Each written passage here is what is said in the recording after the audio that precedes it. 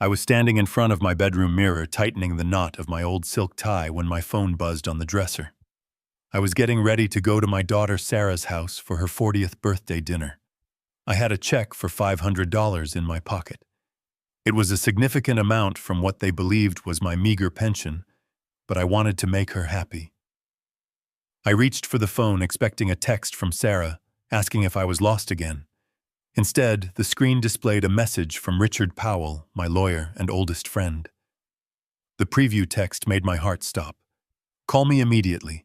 Do not enter that house. It is a trap." I dialed his number with trembling fingers. What he told me in the next 5 minutes shattered my world completely. My daughter and her husband were not throwing me a party. They had filed a petition for emergency conservatorship claiming I had stage 3 dementia. They were planning to have me declared incompetent tonight, so they could seize my assets and throw me into a state facility. But they made one fatal mistake. They forgot that before I was a retiree, I was a structural engineer who built bridges that could withstand hurricanes. I put the phone down, wiped the cold sweat from my forehead, and reached into the back of my closet for a device I had not used in 20 years. If they wanted a senile old man, I would give them a performance worthy of an Oscar. Before I tell you how I destroyed their plan, please tell me in the comments where you are watching from. Hit like and subscribe if you believe parents deserve respect, not betrayal. The silence in my small rental home in South Boston was usually comforting, but tonight it felt suffocating. I looked at the photograph of my late wife, Catherine, on the dresser. Her eyes were warm and full of the love we had shared for 40 years. I spoke to her picture softly. "Catherine, you were right. We spoiled her. We protected her too much." I looked at my reflection. A 71-year-old man with thinning gray hair and a suit that was 10 years out of fashion. To the outside world, I was Joseph Bennett, a retired engineer living on Social Security and a small pension. I drove a 15-year-old Ford truck. I clipped coupons for the grocery store. I lived in a modest 2-bedroom house that needed a fresh coat of paint. That was the image I had carefully cultivated. That was the father Sarah thought she knew. I touched the pocket of my jacket, feeling the envelope with the check. $500. I had skipped buying heating oil this month to write that check. Or at least that is what I had told Sarah on the phone last week when she complained about the cost of her daughter's ballet lessons. I wanted them to think I was stretching every penny for them. It was a test, I suppose. A test they had been failing for years, but I refused to see it until this very moment. The vibration of the phone on the wood surface startled me again. I picked it up. It was Richard. I pressed the green button and brought it to my ear. "Joseph, listen to me very carefully," Richard said. His voice was not the calm, measured tone of the lawyer I had known for 3 decades. It was urgent, breathless. He sounded like a man who had run up a flight of stairs. "I am at the courthouse. I have a friend in the family division clerk office. He just flagged a file that came across his desk an hour ago. It is an ex parte motion for emergency temporary conservatorship. The petitioner is Sarah Bennett Miller. The respondent is Joseph Bennett." I sat down heavily on the edge of the bed. The springs creaked under my weight. Conservatorship. I knew what that word meant. It meant losing the right to sign a check. It meant losing the right to choose where I lived. It meant I would legally become a child in the eyes of the state, and my daughter would be my warden. "On what grounds?" Richard, I asked. My voice was steady, but my hand was gripping the bedsheet so hard, my knuckles were white. "Dementia," Richard replied. "They have submitted an affidavit claiming you have shown rapid cognitive decline. They claim you leave the stove on. They claim you get lost driving to the grocery store. They claim you are a danger to yourself and your finances. They are asking for immediate control of your assets to prevent you from squandering your remaining funds." Squandering. The word tasted like bile. I lived on less than $2,000 a month. I had not bought a new suit since Catherine S.'s funeral. There is more, Joseph Richard continued. The hearing is scheduled for tomorrow morning at 9. But the motion mentions a medical evaluation that is supposed to happen tonight. They have listed a Dr. Aris as the evaluating physician. Is there a doctor coming to this dinner? I thought back to the phone call with Michael, my son-in-law, yesterday. He had been so casual, so friendly. He said he invited an old college friend who was in town, a guy named Aris, just for drinks and cake, he had said. My God, I whispered. It is an ambush. It is a forensic evaluation disguised as a birthday party, Richard confirmed.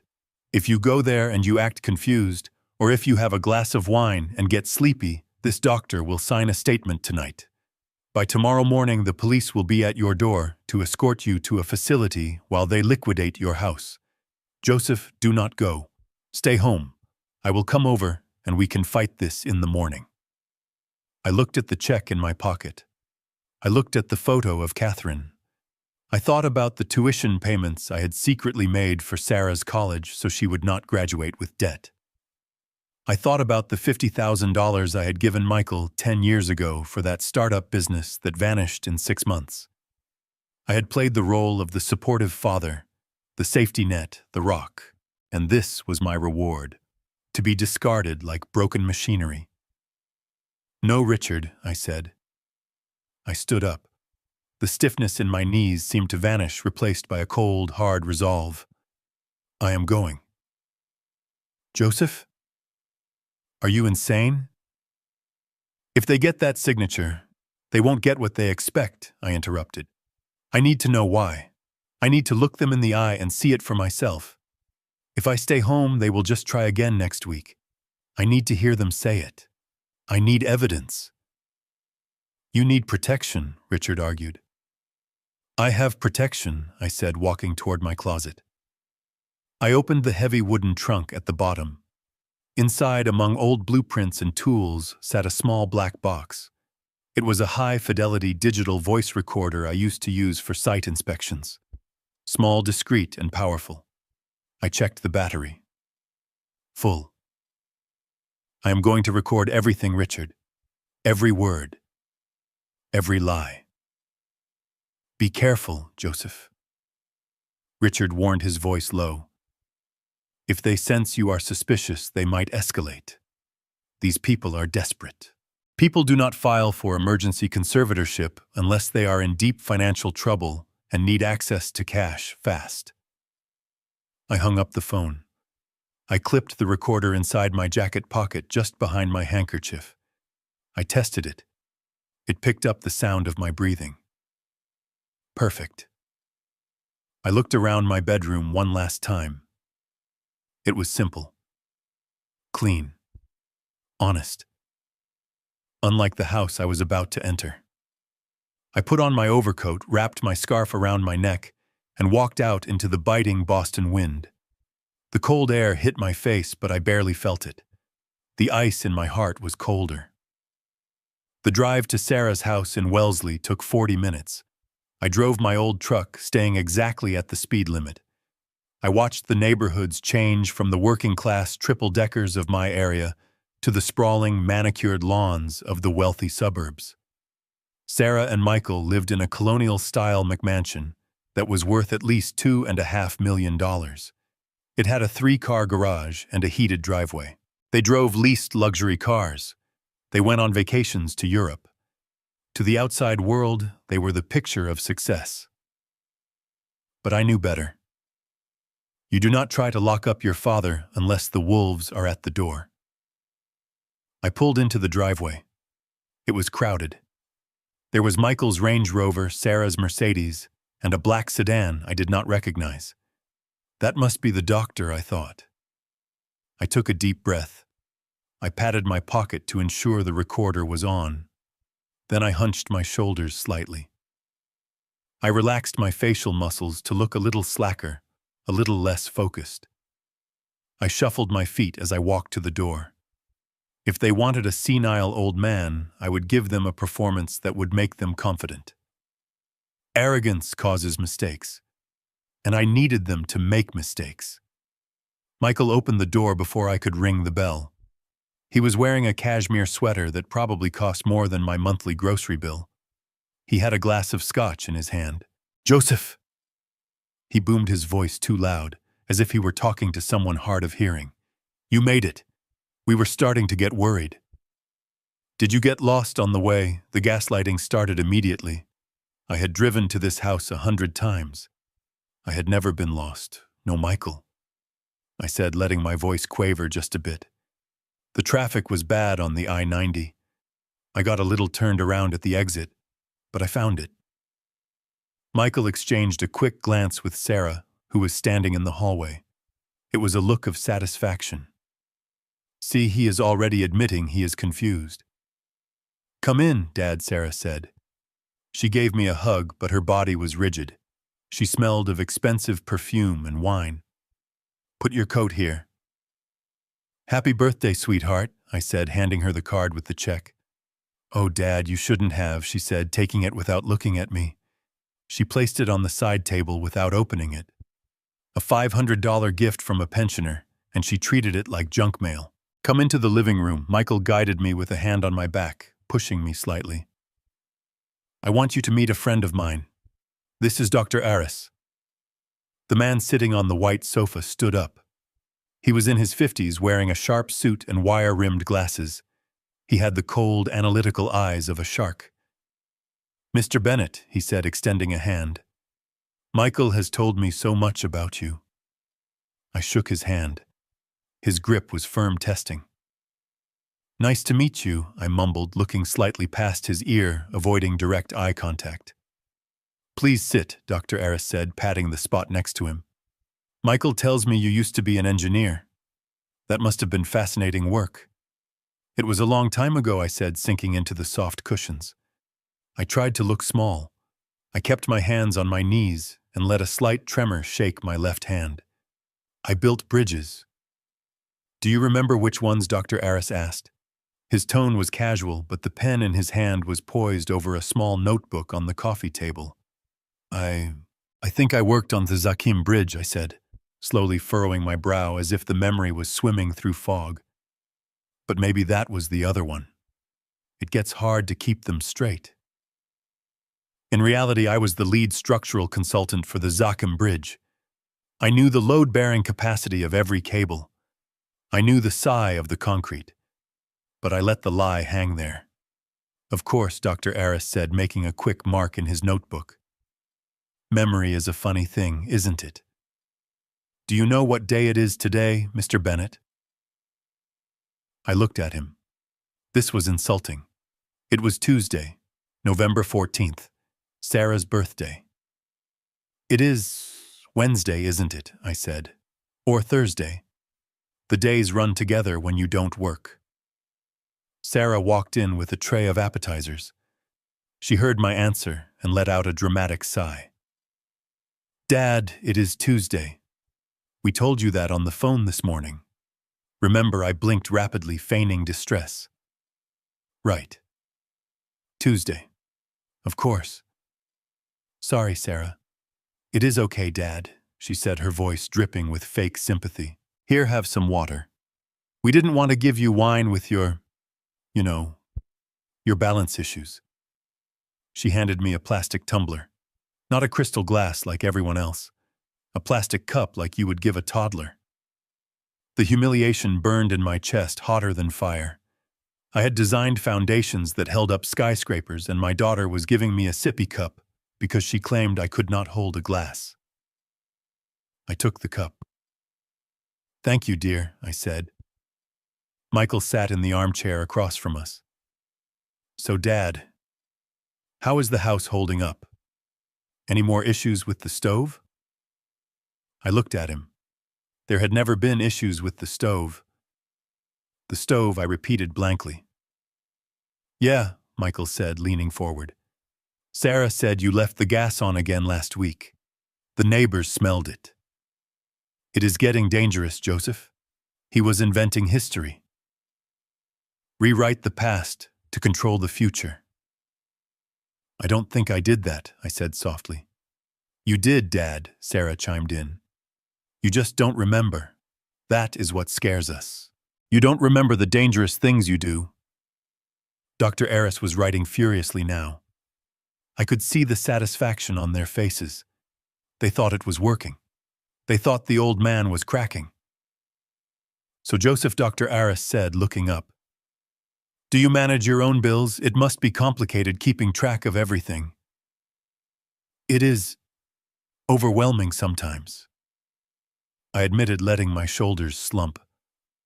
So much paperwork. Maybe it is time you let someone help you with that, Michael suggested. His voice was like a coiled snake. Just to take the burden off. We can talk about that later, Sarah said quickly, cutting him off. Let's have dinner. We moved to the dining room. The table was set with their finest china. I was placed at the end, separate from the conversation.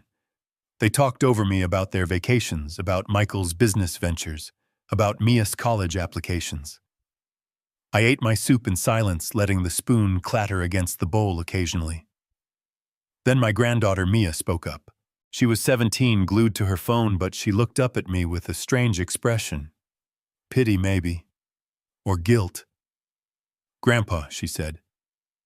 Are you excited about moving to green fields? The room went dead silent.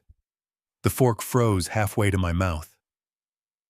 Green Fields. I knew that place. It was a state-run nursing home on the other side of the city.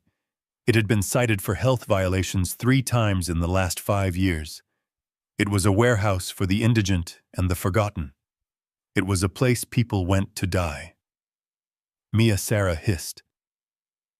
Not now. What is Greenfields? I asked, looking around the table with wide, confused eyes. It is a resort, Dad, Michael lied smoothly.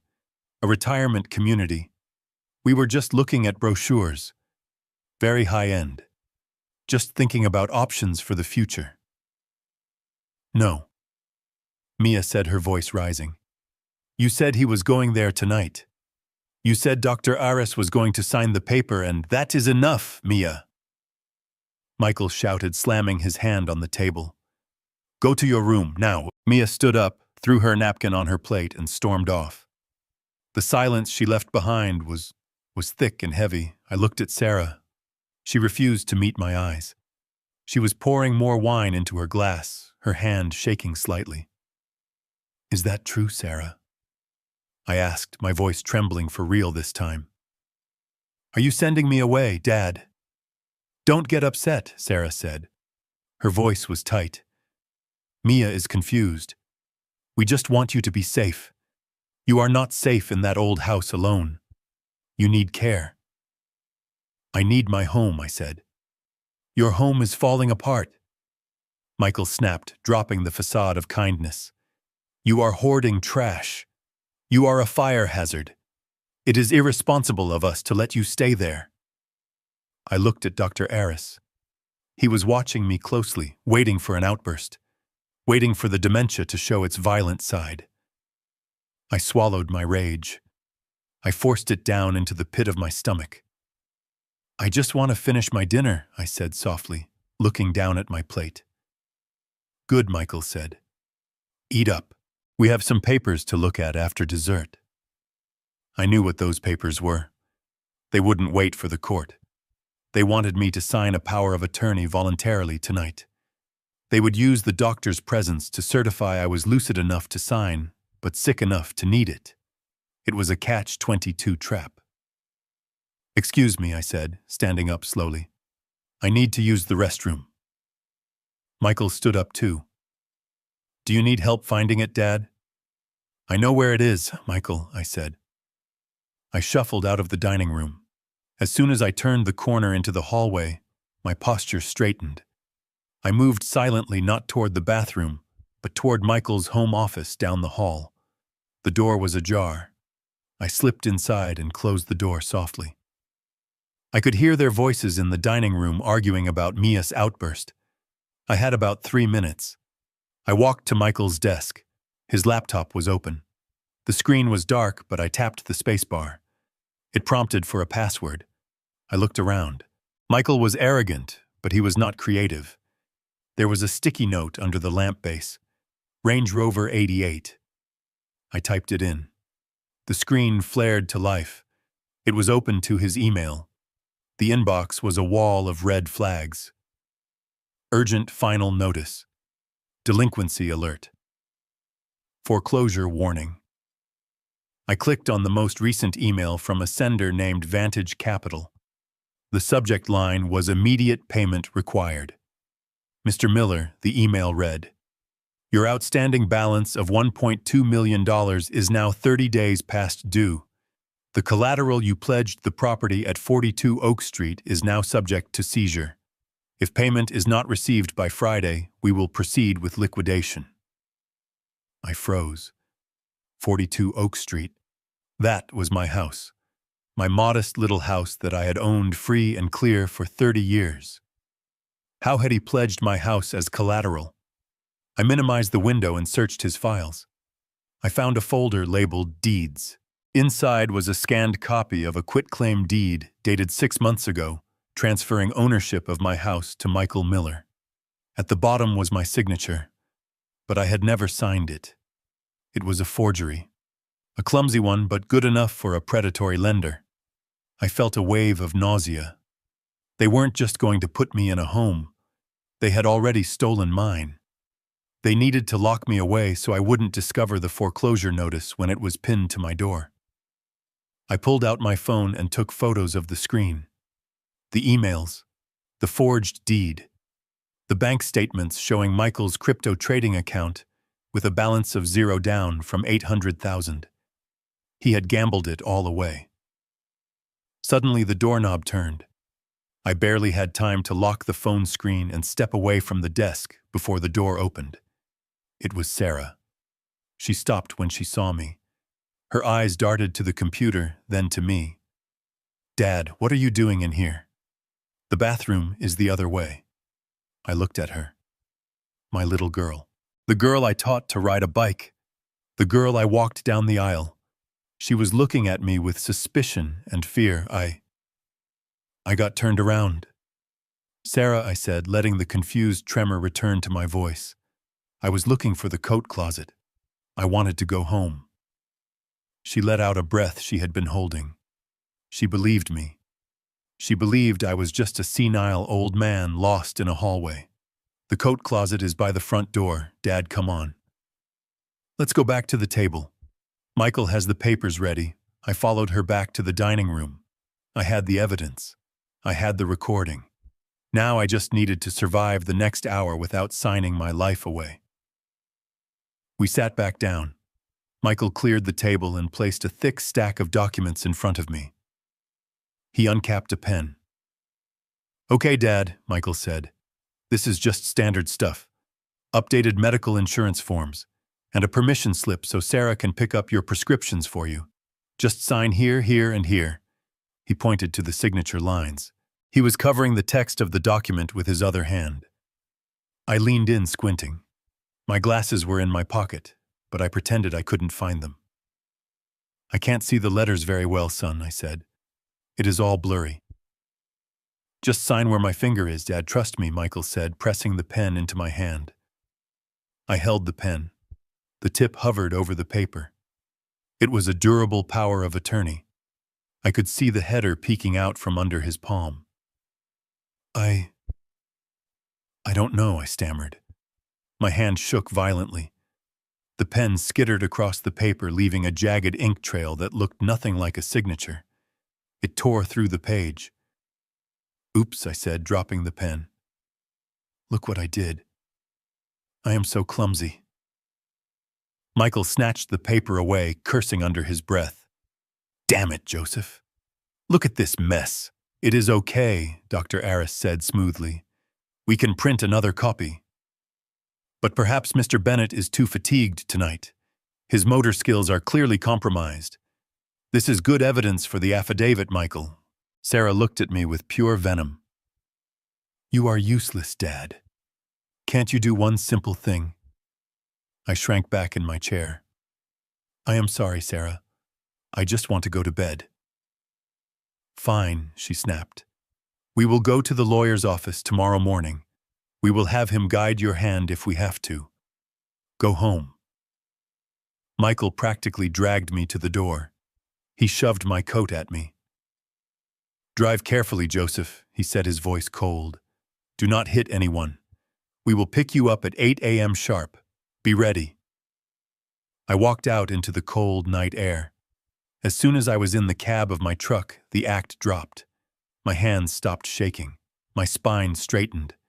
I looked back at the house, that glowing beacon of lies. See you at 8. Michael, I whispered. I drove to a gas station 2 miles away and pulled into the dark corner of the lot. I pulled out my phone and dialed Richard. It was 11 p.m. Joseph Richard answered on the first ring. Are you okay? I am better than okay, Richard, I said, my voice hard as steel. I have them. Did you sign anything? No. But listen to me, Richard. I need you to run a title search on my house immediately and check the public records for a Michael Miller. He has forged a deed. He put my house up as collateral for a hard money loan. What Richard's voice exploded. That is a felony, Joseph. That is grand larceny and mortgage fraud. I know, and I have photos of the emails proving he is in default. But Richard, there is something else. What do you remember the Catherine Trust? There was a pause on the line. Of course. The patent royalties. The structural couplings you invented in '92. Joseph, that trust has been accumulating interest for 20 years. You haven't touched a dime of it. I know, I said. It was supposed to be for Sarah, for her future. But Sarah doesn't know it exists, does she? No. You insisted on keeping it anonymous. You wanted them to be self-sufficient. Exactly. How much is in there, Richard? Last time I checked, with the market rally, it is north of $12 million. I looked at the dashboard of my old truck. $12 million. And my daughter was trying to put me in a state home to steal a house worth $400,000. The irony was so sharp it could cut glass. Richard, I said, freeze the trust. Remove Sarah as the beneficiary. Today, consider it done. But Joseph, about tomorrow. They are coming for you. Let them come, I said. But I need you to find out who actually owns Sarah's house. Her house, why? Because Michael is broke, Richard. He is drowning. There is no way he owns that $2 million mansion. He is a fraud. Find out who holds the deed. I will have my paralegal on it tonight. Joseph, what are you going to do? I'm going to go home, I said. I am going to sleep in my own bed. And tomorrow, when they come to take me, I am going to introduce them to the real Joseph Bennett. I hung up and started the engine. The drive home was quiet. I felt a strange sense of calm. For years, I had worried about them. I had worried I wasn't giving enough. I had worried I was a burden. That weight was gone now. They had freed me. By showing me they were monsters, they had freed me from the obligation of being a father. Now I was just a judge, and the sentencing was about to begin. The transition from the living room to the dining hall felt less like a movement between spaces and more like a prisoner transfer. Michael placed a hand on my shoulder, guiding me with a pressure that was just firm enough to be patronizing. He steered me toward the far end of the long mahogany table, the spot furthest from the head, where he seated himself with the air of a king holding court. Sarah sat to his right, Dr. Eris to his left, and Mia slumped into the chair opposite the doctor, her thumbs already flying across the screen of her smartphone. The room was dimly lit by a crystal chandelier that I knew they had purchased on credit 3 years ago. A gaudy thing that cast fractured shadows across the table setting. I looked down at my place setting and felt a fresh wave of humiliation wash over me, hot and prickling. Everyone else had heavy polished silverware, the kind that had substantial weight in your hand. My setting was different. Next to my fine china plate sat a bright yellow plastic spoon and a matching fork, the kind you would buy in a bulk bag for a toddler's birthday party. There was no knife. Sarah saw me staring at the plastic utensils. Her smile was tight, a mask of pained necessity. "We just didn't want you to hurt yourself, Dad," she said, her voice pitching up an octave as if speaking to a frightened animal. "You know how your hands shake. Last time you dropped a fork, and it scratched the floor." I had never dropped a fork in this house. My hands, which had drafted blueprints for suspension bridges with millimeter precision for 40 years, were currently resting on my lap, steady as stone. But I didn't argue. I couldn't argue. To fight back now would only prove their narrative of my aggression. I simply nodded, looking down at my lap, playing the part of the defeated old man they so desperately wanted me to be. Michael uncorked a bottle of expensive Cabernet. The rich aroma of oak and dark berries drifted down the table. He poured a generous glass for Dr. Aris, then for Sarah, and finally filled his own glass to the brim. He skipped me entirely. "Water for you, Joseph," Michael announced, placing a plastic sippy cup with a lid in front of me. "Alcohol interferes with your medication. We can't have you having another episode." I wasn't on any medication that interacted with alcohol. I took a single baby aspirin a day for heart health. That was it. But Dr. Aris was watching his pen hovering over that damn notebook. If I demanded wine, I would be labeled an alcoholic or non-compliant. So I reached for the plastic cup with a trembling hand, allowing it to rattle against the table before bringing it to my lips. The water was lukewarm. So Dr. Aris said, slicing into his steak with surgical precision, "Michael tells me you've been having trouble with spatial awareness, getting lost in your own neighborhood." I looked up, letting my mouth hang open slightly before answering.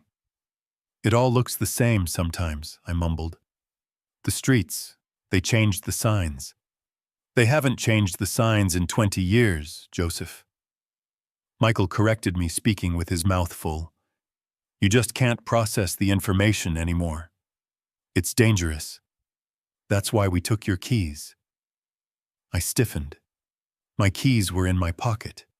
I had driven here, but this was news to me. They were building a record of facts that didn't exist. Sarah chimed in, cutting her meat into tiny pieces before looking at me. "We're just worried, Dad. We found the car parked on the lawn last week. You thought it was the driveway." I slowly picked up a spoonful of mashed potatoes with my yellow plastic shovel. The food tasted like ash. I realized then that this dinner wasn't just an evaluation. It was a trial, and the verdict had been written before I even walked through the door. They weren't just observing me. They were erasing me. They were rewriting my history in real time, turning a capable man into an invalid, layer by layer, lie by lie.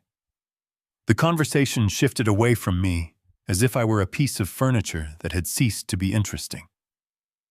Michael began boasting about his investments, talking loudly about a new venture in commercial real estate. I listened closely. He was throwing around buzzwords, leverage, equity, liquidity, but he was using them incorrectly. He sounded like a man who had watched too many financial news channels but had never actually balanced a ledger. He mentioned unlocking the value of assets. I knew exactly which asset he was talking about. My house. My paid-off mortgage-free house that sat on a double lot in a neighborhood that was rapidly gentrifying. Then came the moment that stopped time. Mia, who had been silent until now, suddenly looked up from her phone. She looked at me, then at her parents, her expression a mix of teenage boredom and genuine confusion. "So when do we have to clear out his room?" she asked. Sarah froze her fork halfway to her mouth. Michael choked slightly on his wine. "What do you mean, honey?" Sarah asked, her voice dangerously sweet. "For Greenfields," Mia said, shrugging. "You guys said that after tonight, Grandpa is going to Greenfields and I can turn his guest room into my streaming studio.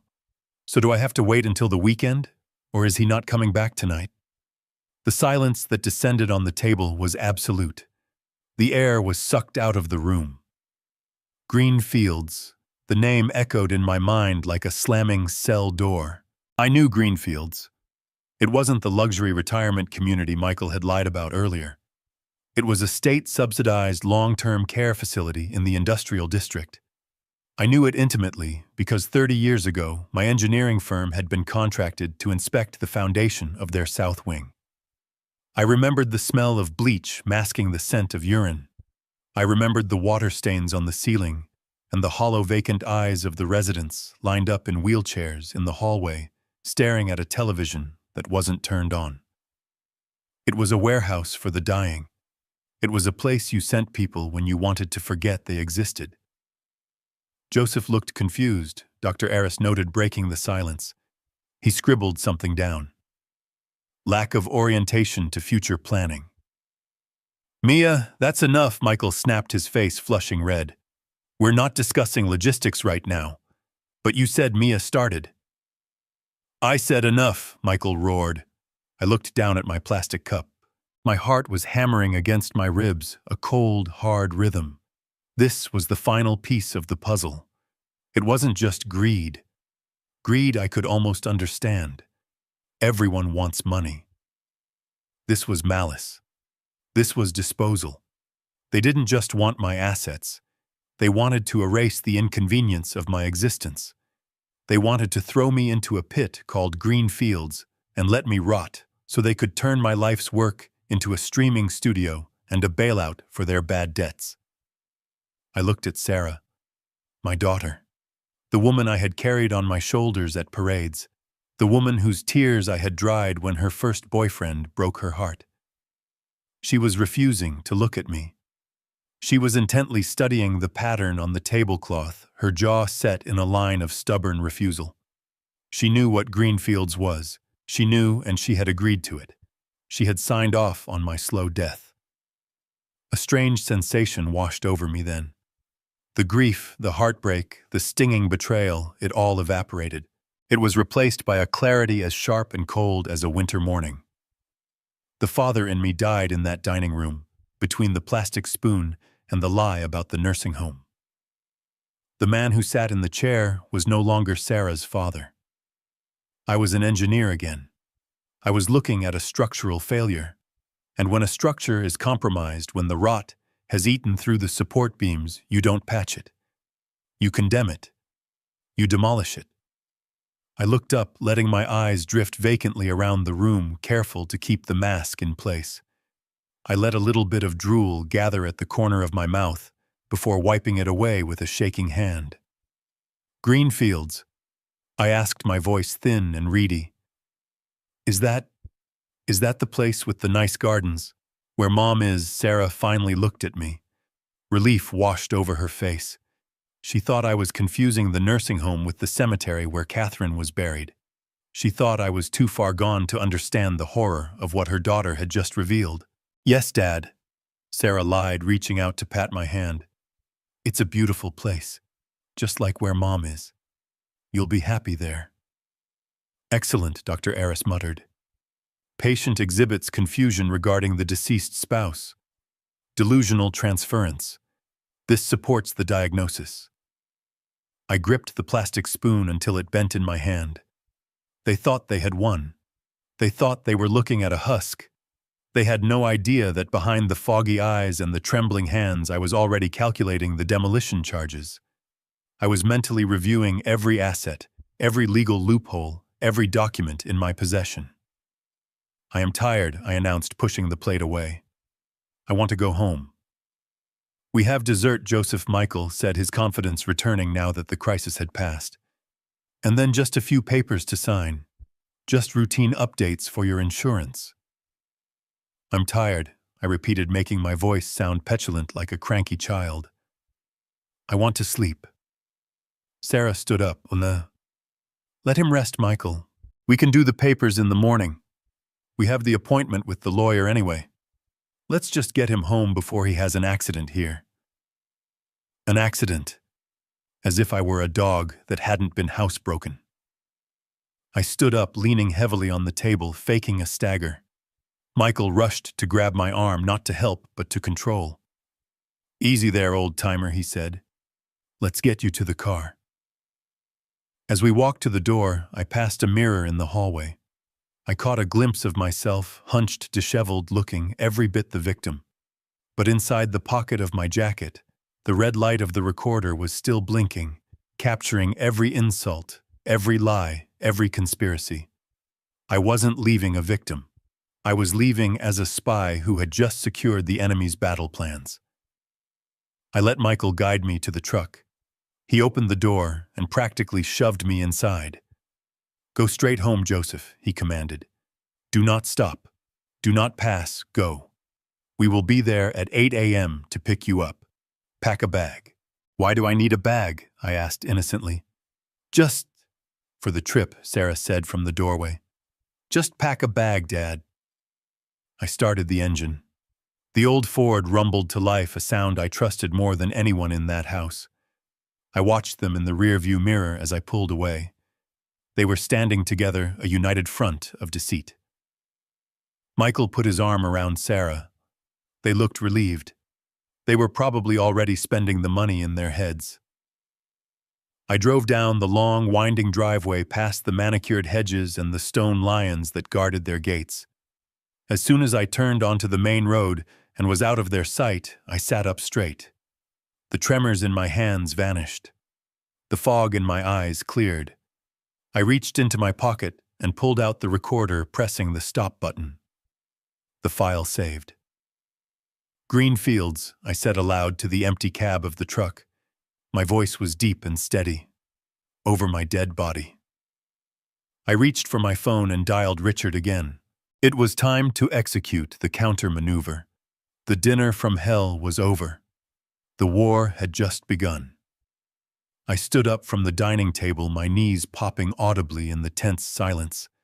I made a show of steadying myself against the chair back, letting my hand tremble just enough to rattle the wood. I muttered something about my bladder, a standard complaint for men my age, and shuffled toward the hallway. Michael watched me with the hawk-like gaze of a predator tracking wounded prey, but he didn't get up. He just gestured vaguely toward the corridor, with his wineglass arrogant, in his certainty that I was a confused old man who could barely navigate a straight line. As soon as I crossed the threshold into the hallway and was out of their line of sight, the shuffle vanished. My spine straightened, and my breathing shifted from shallow gasps to deep, silent rhythms. I wasn't heading for the bathroom. I was heading for the lion's den. The hallway was lined with photos of their perfect life vacations in Aspen Gallis Mia's recitals. It was a gallery of lies funded by debt and deception. I moved past them, my footsteps soundless on the plush runner rug. I had been a structural engineer for 40 years. I knew how to move through a building without disturbing its equilibrium. I reached the heavy oak door of Michael's home office. It was slightly ajar, leaking a sliver of blue light from the monitors inside. I pushed it open just enough to slip through and clicked it shut behind me, engaging the lock with a soft snick. The room smelled of stale cigar smoke and expensive leather, the scent of a man trying too hard to project power. I didn't waste a second. I went straight to the desk, a massive slab of imported mahogany that looked like it belonged to a CEO, not a failed entrepreneur. The computer monitors were asleep, glowing with a faint amber standby light. I tapped the mouse. The screens flared to life, bright and blinding in the dim room. My heart hammered against my ribs, a frantic drumbeat of adrenaline. If they walked in now, the game was over. I would be dragged out by police labeled senile and paranoid, exactly as they planned. A password prompt blocked my path. I stared at the blinking cursor. Michael was not a complex man. He was a creature of vanity. I tried the obvious, first the license plate of his beloved car. Access denied. I tried his birthday. Access denied. I took a breath, closing my eyes and thinking like him. What did Michael love most in the world? Money. I typed in the ticker symbol for Bitcoin, followed by the year he claimed he made his first million. Access granted. The desktop icons flooded the screen. I didn't have time to sift through folders. I went straight to the email client, which was already open. The inbox was a disaster zone of bold, unread subjects. Urgent. Final notice. Liquidation warning. It was a wall of red flags. I clicked on the most recent thread from a sender labeled simply Omega Capital. The text was brutal, stripped of any corporate politeness. Mr. Miller, your grace period expired at 5:00 p.m. today. The collateral pledged residential property at 42 Oak Street is now active for seizure. We are initiating the transfer of title. You have 48 hours to vacate the premises or face eviction. 42 Oak Street. My house. The house I built with my own hands. The house where Catherine died. He hadn't just put a lien on it. He had sold it out from under me to a hard money lender to cover his gambling losses. The dates on the emails went back 6 months. He had forged the deed transfer half a year ago. I felt a wave of nausea rise in my throat, hot and acidic. I wasn't just a guest at dinner. I was a trespassing tenant in a property they had already lost. But the financial ruin wasn't enough. I needed to know the intent. I needed to know the heart of the betrayal. I minimized the email and opened the messaging app that was blinking in the taskbar. It was a chat log between Michael and Sarah. I scrolled back to the morning. My eyes scanned the text, and with every line a piece of my soul turned to ice. Sarah. Did the doctor confirm for tonight, Michael? Yes. Iris is on board. He says he can write it up as rapid onset dementia. We just need the old man to look confused. Sarah. He always looks confused. God, I hate watching him eat. It's disgusting. He's like a child. I gripped the edge of the desk, my knuckles turning white. My own daughter. The girl I had carried on my shoulders. The girl I had secretly paid tuition for so she wouldn't start life with debt. I scrolled further back to last week. Michael. The lender is squeezing me. We need the cash from the house sale by the end of the month. Sarah. I know, but he's stubborn. He won't leave that dump. Michael. Then we force him. Once we get the conservatorship, we dump him at Greenfields. The state pays for it, we keep the assets. It's clean. Sarah. Greenfields is a hellhole, Mike. It smells like urine. Michael. So what, he won't know the difference? He's past his expiration date anyway. He's just a cash cow that's stopped giving milk. It's time to take him to the slaughterhouse. A cash cow. Past his expiration date. I stared at the words, willing them to change, willing them to be a joke, a misunderstanding. But they sat there on the screen glowing with malicious truth. They didn't see a father.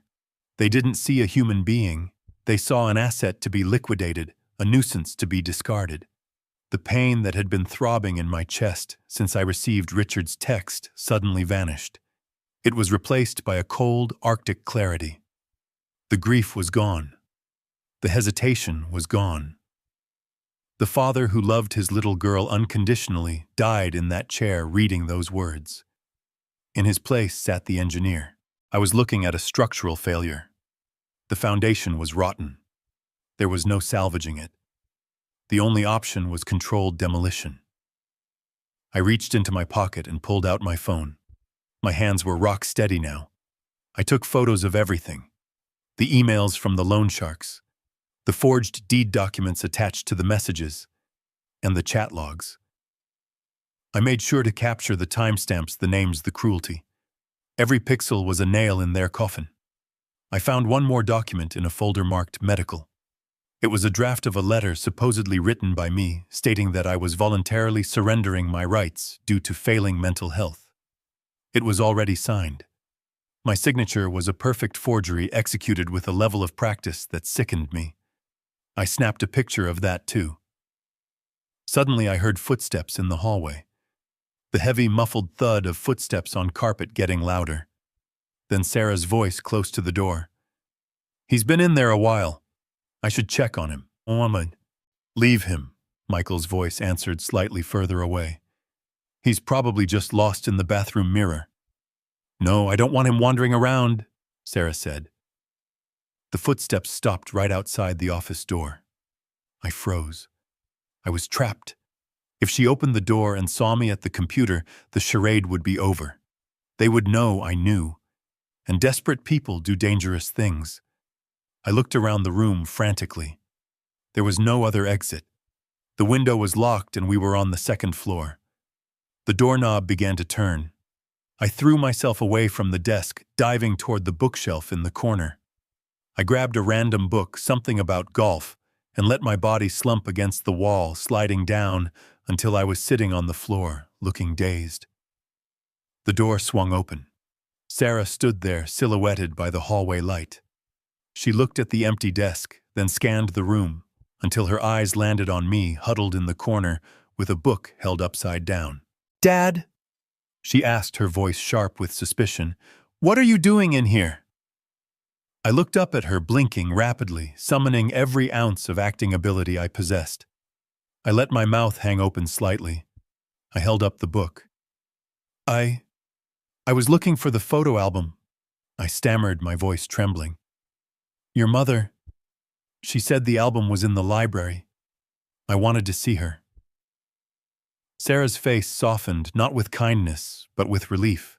She saw exactly what she wanted to see, a confused, grieving old man, lost in the wrong room, looking for a ghost. She didn't look at the computer screen, which had mercifully gone dark just seconds before she entered. "This is Michael's office, Dad," she said, her tone dripping with condescension. "Mom's photos aren't here. Come on. Everyone is waiting for you." She extended a hand. I stared at it. It was the hand that had typed, "He's just a cash cow." I wanted to slap it away. Instead, I reached out and let her pull me up. "I'm sorry," I whispered. And for the first time that night, I wasn't acting. I was sorry. I was sorry for her, because she had no idea what she had just unleashed. "Let's go," she said, pulling me toward the door. "We need to finish dinner." As I followed her back into the hallway, I felt the weight of the phone in my pocket. It felt heavier now, dense with the gravity of the evidence it held. I had what I needed. The break-in was successful. Now I just had to survive the rest of the night without vomiting from the sheer proximity of their evil. The next time I entered this office, it wouldn't be as a thief. It would be as the owner. I allowed Sarah to guide me back to the dining room, her grip on my elbow firm and controlling, like a nurse escorting a wayward patient back to his room. My heart was still hammering a frantic rhythm against my ribs, a physical echo of the adrenaline that had surged through me in Michael's office. I had seen the proof. I had seen the abyss they had dug for me. Now I had to sit at the edge of it and dangle my feet without falling in. We re-entered the dining room. The conversation stopped abruptly. Michael looked up from his wine glass, his eyes narrowing as he scanned my face. Dr. Aris paused with his fork halfway to his mouth, his clinical gaze dissecting my posture, my gait, the way I held my head. They were looking for guilt. They were looking for a sign that I had discovered their treachery. "Everything okay?" Michael asked, his voice slick with false concern, but edged with suspicion. "You were gone a long time, Joseph. We were about to send a search party." I felt a bead of cold sweat trickle down my spine. This was the moment. If I faltered, if I showed even a flicker of the rage that was currently boiling my blood, the trap would snap shut on my neck. I needed a cover. I needed to be the man they thought I was. I couldn't find the light switch. I stammered, letting my voice crack. I hunched my shoulders, making myself look smaller, frailer. It was dark in the hall. I got confused. I thought I was back in my old house on Sycamore Street. It was a risky lie. We hadn't lived on Sycamore Street for 30 years. But it was the kind of detail a dementia patient would slip up on. Sarah let out a sharp, exasperated breath beside me. "Dad, we moved from Sycamore Street before I even started high school. You are in Wellesley. You are at my house." "Right," I mumbled, looking down at my shoes. "Wellesley. Right." I saw Dr. Aris nod slightly and scribble something in his notebook. Disorientation in time and place. regression to past memories. I had just given them the ammunition they wanted, and they didn't even realize the gun was pointed backward. "Sit down, Dad," Sarah said, pulling my chair out. "Just sit down before you fall down." I sank into the chair. The wood felt hard and unforgiving. I looked at the table.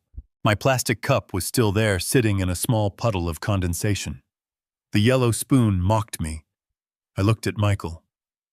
He was relaxed now, the suspicion gone from his eyes, replaced by a smug satisfaction. He thought he had won. He thought the old engineer was just a heap of crumbling bricks.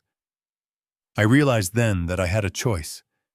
I could stand up, flip the table, scream about the forged deed and the emails, and call the police right now. But what would that achieve? They would deny it. They would claim I was hallucinating. They would say I hacked his computer or that I was making it up. It would be my word against theirs, and right now they had a doctor documenting my insanity. No, an engineer doesn't swing a sledgehammer until he knows exactly where the load-bearing walls are. I needed them to feel safe. I needed them to feel so victorious, so untouchable, that they would get careless. I needed them to execute the plan so I could catch them with their hands in the jar. I decided then and there to give the performance of my life. "You want a senile old man," I thought, staring at the plastic cup. "I will give you a senile old man." I reached for the water. I let my hand tremble, a violent, spasmodic shake that I had seen in my own father years ago. I successfully grabbed the cup, but as I lifted it, I jerked my wrist. The water sloshed out, splashing over the rim, soaking the expensive linen tablecloth and dripping onto my trousers. "Whoops," I said, my voice vacant. "Oh my God!" Sarah cried out, jumping up and grabbing a napkin. "Dad, look what you did. This is Italian linen. I'm sorry," I whispered, letting my hand hover in the air, still shaking. It slipped. Michael rolled his eyes, making no effort to hide his disgust. "Jesus, Joseph. It is like dining with a toddler. Can't you even hold a cup? Note the lack of motor control," Dr. Aris murmured to Michael, not even lowering his voice. "Tremors are consistent with advanced neurological decline." I stared at the wet stain spreading on the white cloth. It looked like a map of their greed. I let my jaw go slack. I started to hum a tune, a discordant, broken melody, ignoring Sarah as she aggressively dabbed at the table around me. "Are you listening to us, Dad?" Sarah snapped. I looked at her blankly. "Is it time for the cake?" I asked. "I like chocolate." Sarah stopped scrubbing. She looked at Michael. Her eyes were hard, devoid of any daughterly affection. She looked at me with the cold calculation of a butcher eyeing a side of beef. "Yes, Dad," she said, her voice flat. "It is time for cake. And then it is time for you to go." They brought out the cake. It was a store-bought thing, small and afterthought-ish. They sang Happy Birthday, quickly rushing through the verses. I clapped offbeat, smiling, a vacant, goofy smile. Inside my mind was racing, cataloging every asset, every account numbers, every legal maneuver I would need to execute in the next 24 hours. Michael cut a slice and placed it in front of me. "Eat up," he said. I picked up the yellow plastic spoon. I took a bite. It was dry and tasteless. As I chewed, I watched them. I watched Michael check his watch, calculating how soon he could get back to his gambling debts. I watched Sarah text someone under the table, probably her lawyer. I watched Mia ignore us all. They were so confident. They looked at me and saw an ATM machine with a broken screen. They didn't see the man who had calculated wind loads for skyscrapers. They didn't see the man who had protected them from the harsh realities of the world for decades. They saw a victim. I finished the cake, leaving crumbs on my face intentionally. Sarah handed me a napkin without looking at me. "Okay," Michael announced, standing up. "Show is over. Joseph, get your coat. We're doing the paperwork tomorrow morning at 9. I'll pick you up." I stood up, leaning heavily on the table. "Tomorrow," I repeated. "Yes," Michael said, steering me toward the door. Tomorrow we get everything sorted out. You won't have to worry about a thing ever again. I put on my coat. I wrapped my scarf around my neck. I turned to look at them one last time. They stood in the foyer, a tableau of suburban rot. "Good night," I said. My voice was raspy. "Thank you for the party." "Just go, Dad," Sarah said, opening the door. I walked out into the night. The cold air hit my face, bracing and clean. I shuffled down the walkway until I reached my truck.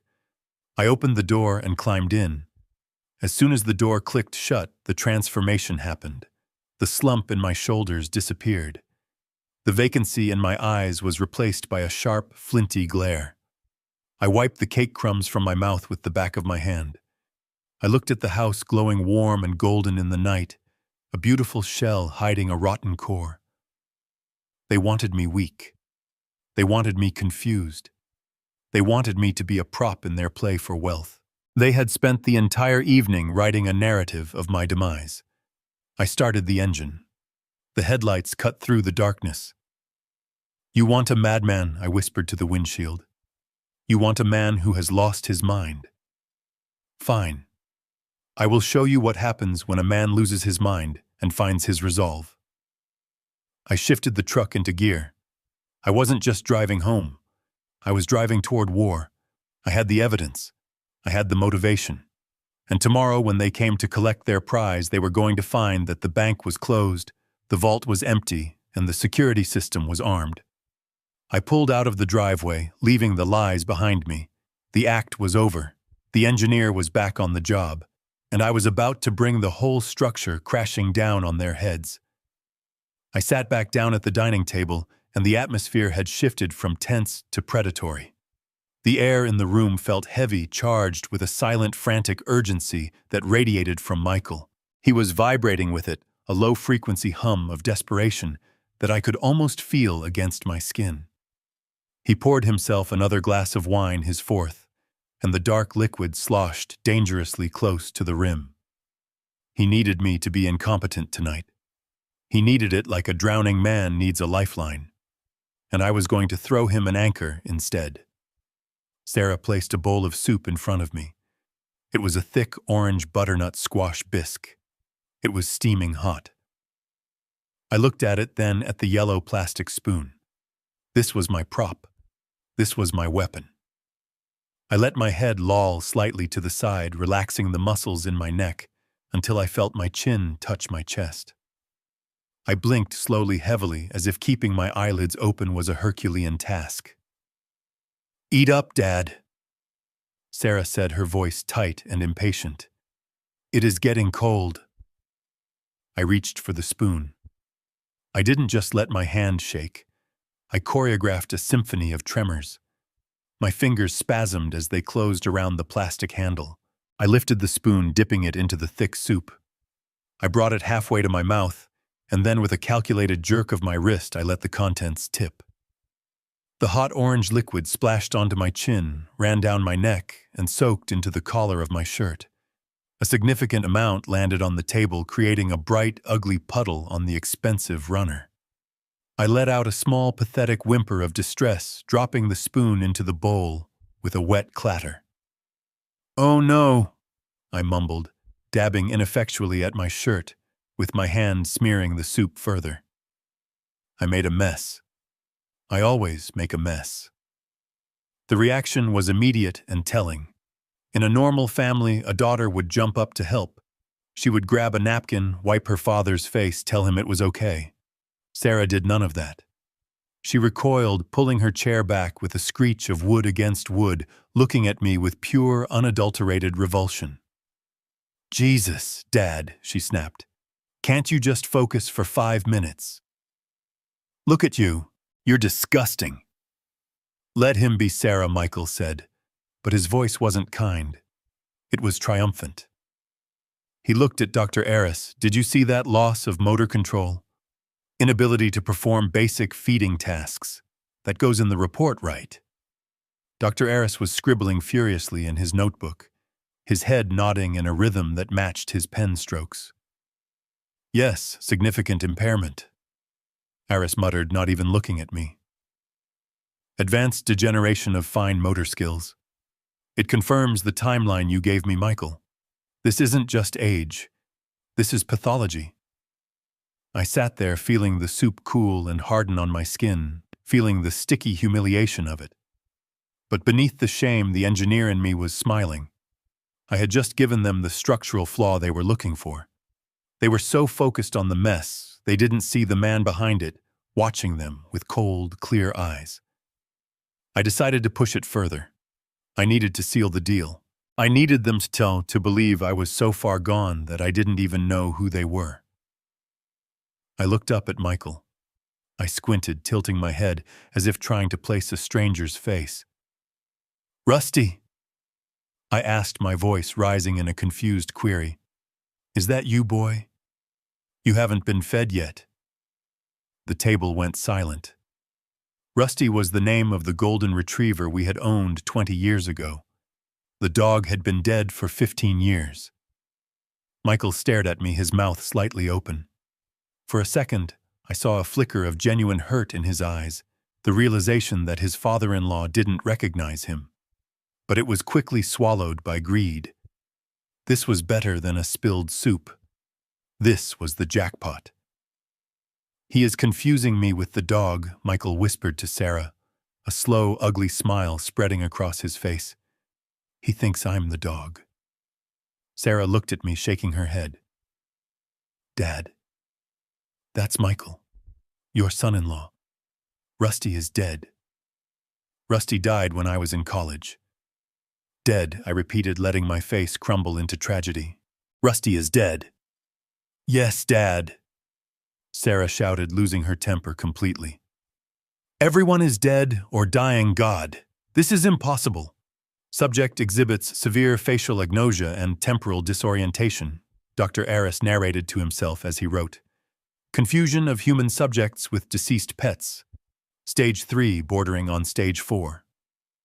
Michael stood up. He had seen enough. He had his diagnosis. Now he wanted his payout. He moved with a manic energy, clearing the soup bowl away and slapping a leather portfolio onto the table in front of me. The sound was loud, aggressive. "Okay, that's enough dinner," Michael announced. "We need to handle business before he forgets how to hold a pen completely. Joseph, listen to me." He leaned in close.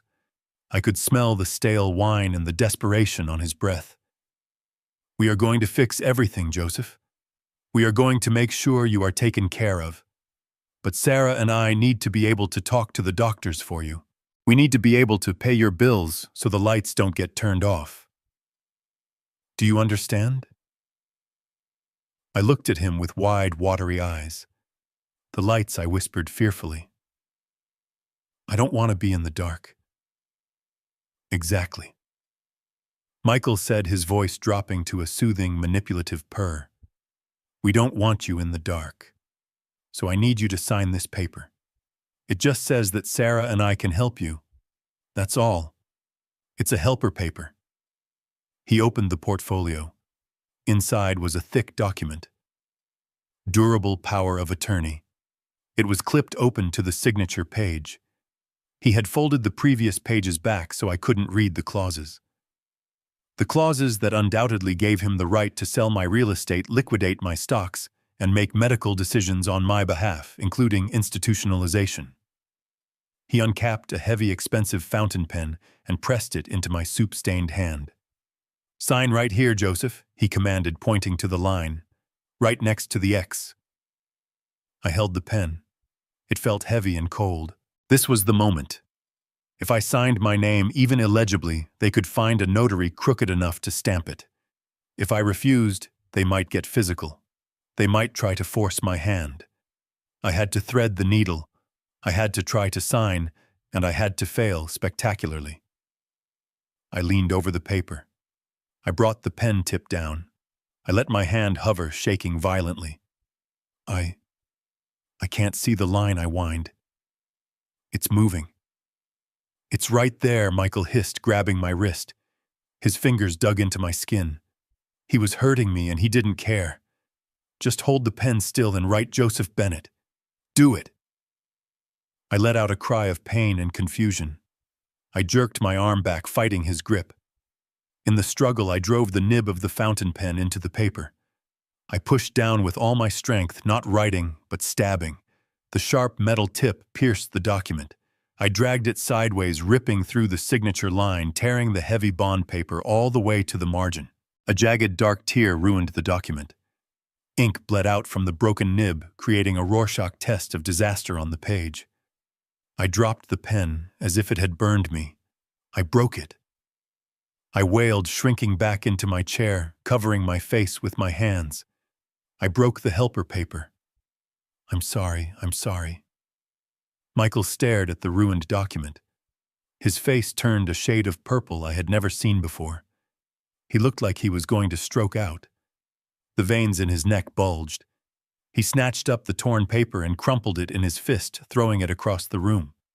"You stupid old—" Michael started to scream, raising his hand as if to strike me. "Michael," Sarah yelled, grabbing his arm.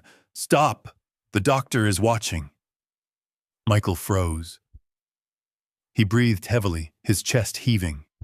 He looked at Dr. Eris, who had stopped writing and was watching the scene with a raised eyebrow.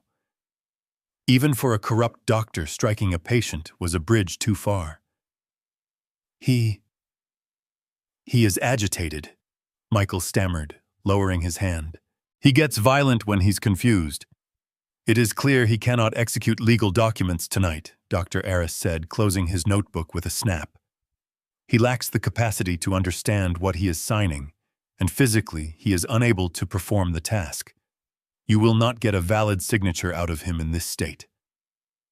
Sarah looked at the ruined paper on the floor, then at me. Her eyes were cold, dead things. She realized they had lost the night. They wouldn't get the keys to the kingdom today. "Fine," she spat out. "Fine. We'll do it the hard way." She turned to Michael. "Get him out of here. Take him home. We will meet the lawyer at the courthouse at 8 a.m. We will file the emergency motion with the affidavit Aris writes tonight. We don't need his signature if the judge declares him incompetent.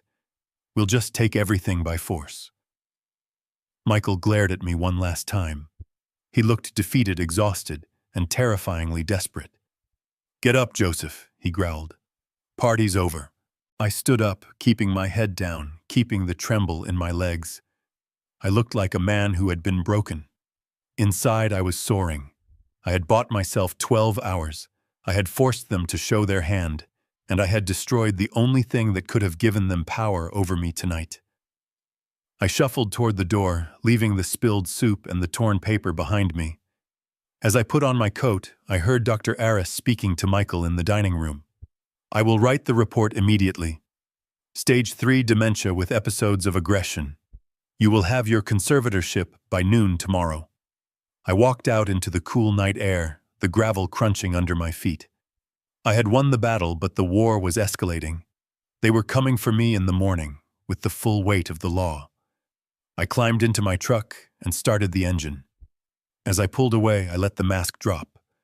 The senile old man vanished. Joseph Bennett, the engineer, the man who built things to last, took the wheel. "See you in court," I whispered. I drove into the darkness, my mind already working on the next step.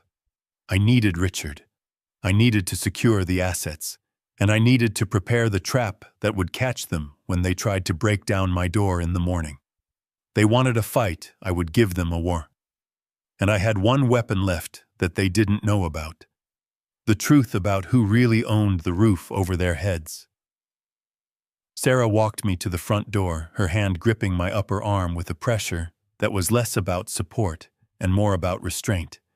It was the grip of a jailer escorting a prisoner who had just barely failed to escape. The foyer was cold, but the air coming off my daughter was colder. She was vibrating with a mixture of rage and exhaustion. Her plan for a quick surgical strike on my assets had turned into a messy, chaotic failure, and she blamed me for it. She blamed my clumsy hands and my foggy brain, never suspecting that the chaos was a carefully constructed defense mechanism designed by the very man she was trying to destroy. "Do not worry, Dad," she said, her voice tight and clipped like a wire about to snap. We will fix this tomorrow. The lawyer will have the papers ready at 8. We will come get you. You be ready. I looked at her, letting my head bobble slightly in a nod that was eager to please. 8. I repeated, my voice trembling. 8 is early. I need to have my coffee. We will bring you coffee, Sarah snapped, opening the heavy front door. Just be dressed. And do not touch the stove. Do not touch anything. Just sit in your chair and wait for us. I stepped out onto the porch. The night air was biting, a sharp contrast to the stifling heat of the dining room. Michael stood in the hallway behind her, watching me with eyes that were dark with loathing. He didn't say goodbye. He just watched, calculating how much money my accident with the pen had cost him in interest on his gambling debts. Drive safe, Dad, Sarah said, but it sounded like a curse. Go straight home. Do not stop. I shuffled down the brick walkway, moving with the slow, deliberate steps of the infirm. I could feel their eyes burning into my back. They were watching to see if I would trip, if I would wander off into the bushes. I gave them what they wanted. I hesitated at the end of the walk, looking left, then right, as if I had forgotten where I parked the truck that was sitting right in front of me. It is right there, Dad, Sarah called out from the doorway, her patience finally evaporating completely. The big red truck, right in front of you. Oh, I mumbled loud enough for them to hear. Right. The red one. I fumbled with the door handle, letting my hand slip twice before finally pulling it open. I climbed into the cab, hauling myself up with a groan of exertion that was only half faked. The seat was cold, and the smell of old upholstery and engine oil greeted me like an old friend. I sat there for a moment and staring through the windshield at the house. Sarah stood in the doorway, arms crossed, hugging herself against the cold, waiting for me to leave. Waiting for the problem to drive itself away so she could go back inside and plan my demise. I turned the key. The engine roared to life, a deep, guttural sound that vibrated through the frame. I put it in gear and pulled away slowly, creeping down the long driveway at 10 miles an hour. I watched in the rearview mirror as Sarah watched me go. When I turned onto the street, she finally closed the door. The light from the hallway was cut off, plunging the driveway into darkness. And just like that, the show was over. As soon as I rounded the first bend and the house disappeared behind the line of trees, I let out a breath I felt I had been holding for 3 hours. The transformation was instantaneous. My shoulders, which had been hunched up toward my ears, dropped and broadened. The tremor in my hands, which I had maintained with agonizing discipline, stopped completely. I gripped the steering wheel not with the desperate clutch of a frightened old man, but with the firm, confident hands of a man who knew exactly where he was going. I glanced at the rearview mirror. The face looking back at me was not the vacant, confused visage of Joseph Bennett, the dementia patient. It was the face of Joseph Bennett, the man who had raised a family, buried a wife, and built bridges that spanned raging rivers. My eyes were clear, sharp, and burning with a cold blue fire. You want to fight, Sarah? I whispered to the empty cab, my voice deep and steady. You want to drag me into the mud? Fine. But you forgot one thing. I was born in the mud. I built my way out of it. And I can sure as hell push you back into it. I reached into my pocket and pulled out the digital recorder. I pressed the stop button, ensuring the red light winked out.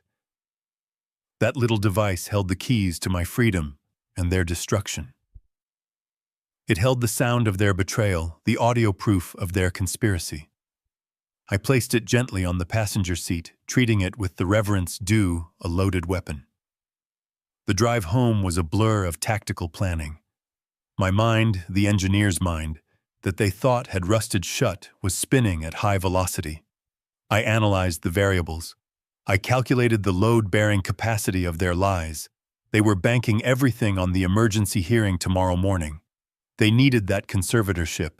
They needed the legal authority to seize my accounts and sell my house before the foreclosure on Michael's debt became public. They were desperate, and desperation made people sloppy. I thought about the scene at the table, the way Michael had looked at me when I tore the paper. It wasn't just anger, it was fear, pure primal fear. He was a man standing on a trapdoor with a noose around his neck, hoping the lever wouldn't pull. Tomorrow, I was going to pull that lever. I turned onto the highway, merging seamlessly into traffic. The city lights of Boston twinkled in the distance, a sprawling grid of electricity and concrete. Somewhere in that grid, Richard was working. Somewhere in that grid, a paralegal was digging through property records finding the truth about Sarah's house.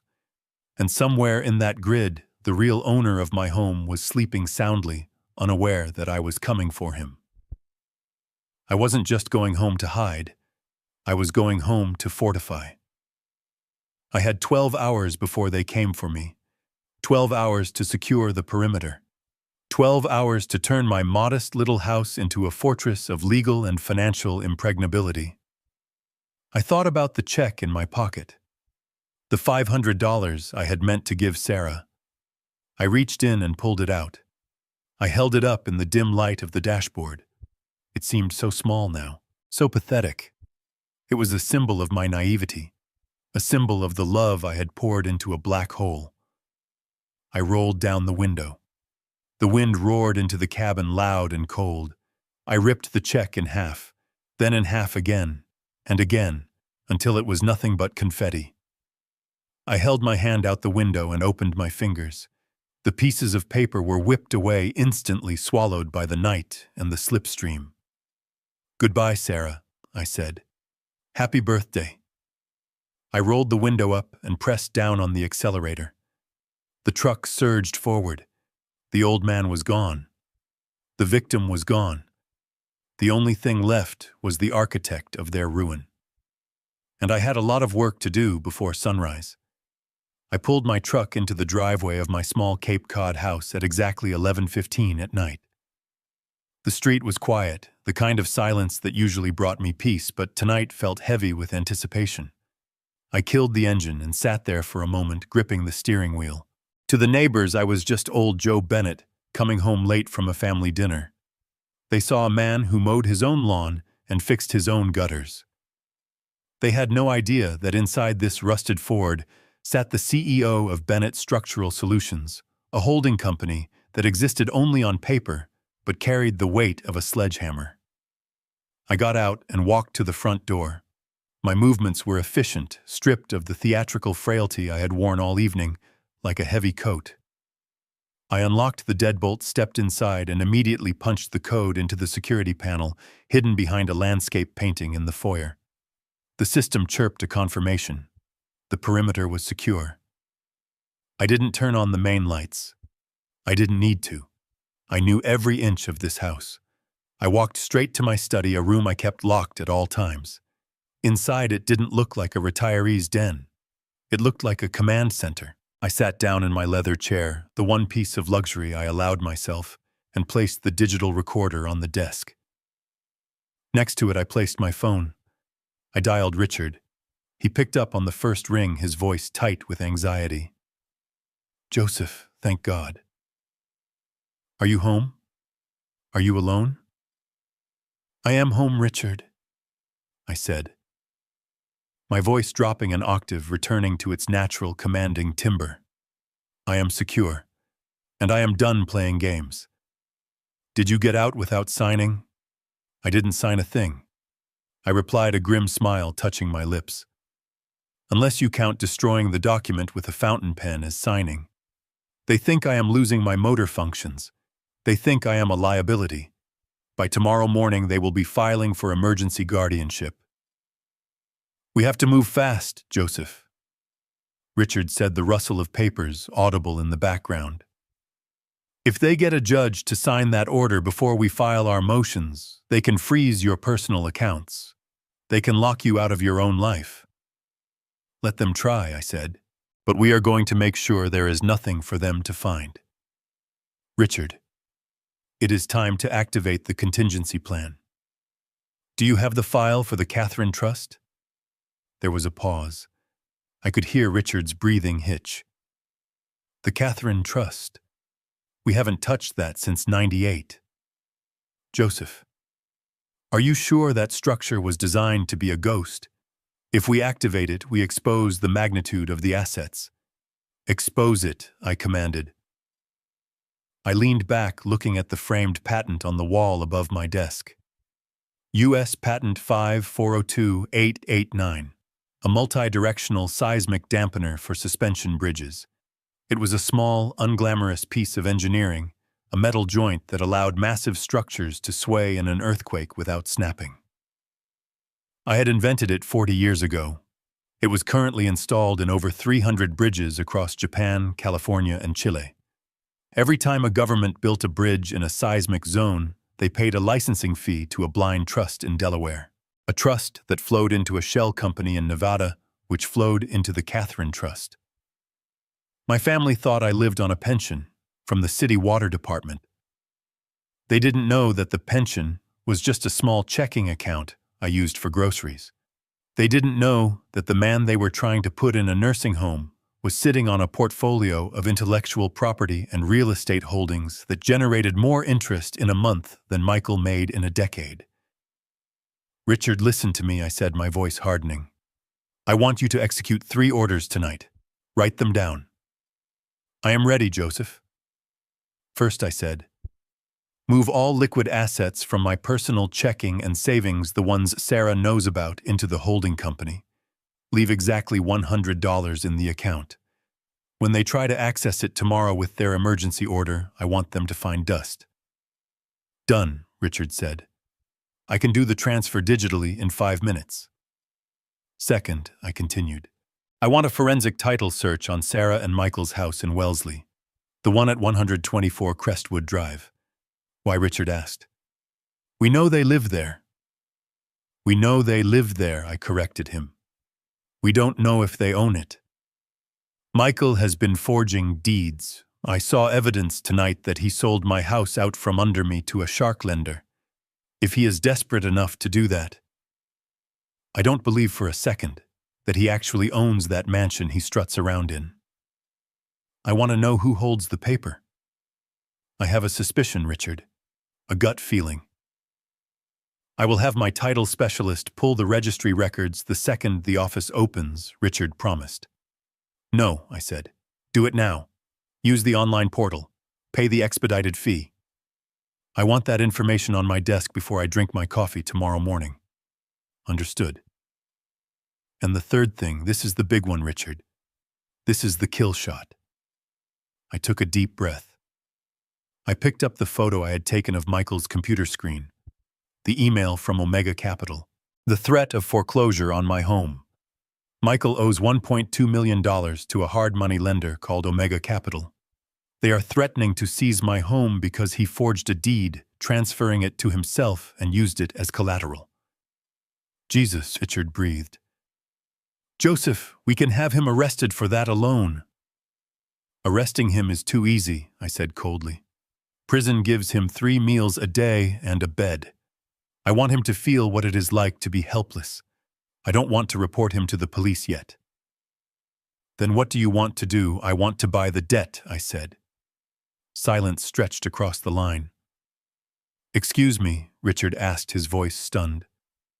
Contact Omega Capital, I said. They are sharks. They don't care who pays them. They just want their money. Call them tonight. Tell them you represent an interested party who wants to purchase the distressed note on the Miller debt. Offer them full face value cash immediate wire transfer.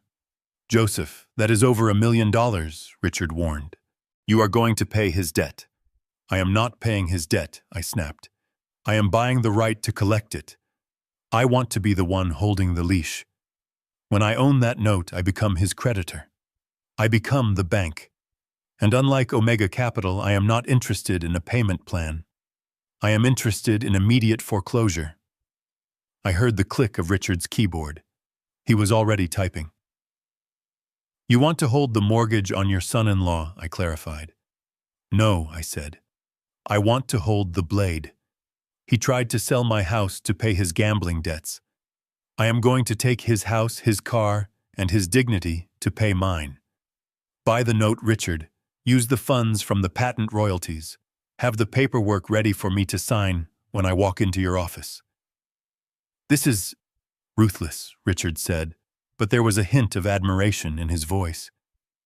"They wanted to put me in green fields, Richard," I said, my voice dropping to a whisper. "They wanted me to die in a room that smells of urine so they could turn my home into a studio. Ruthless is a mercy compared to what they deserve." "I will get it done, Joseph," Richard said.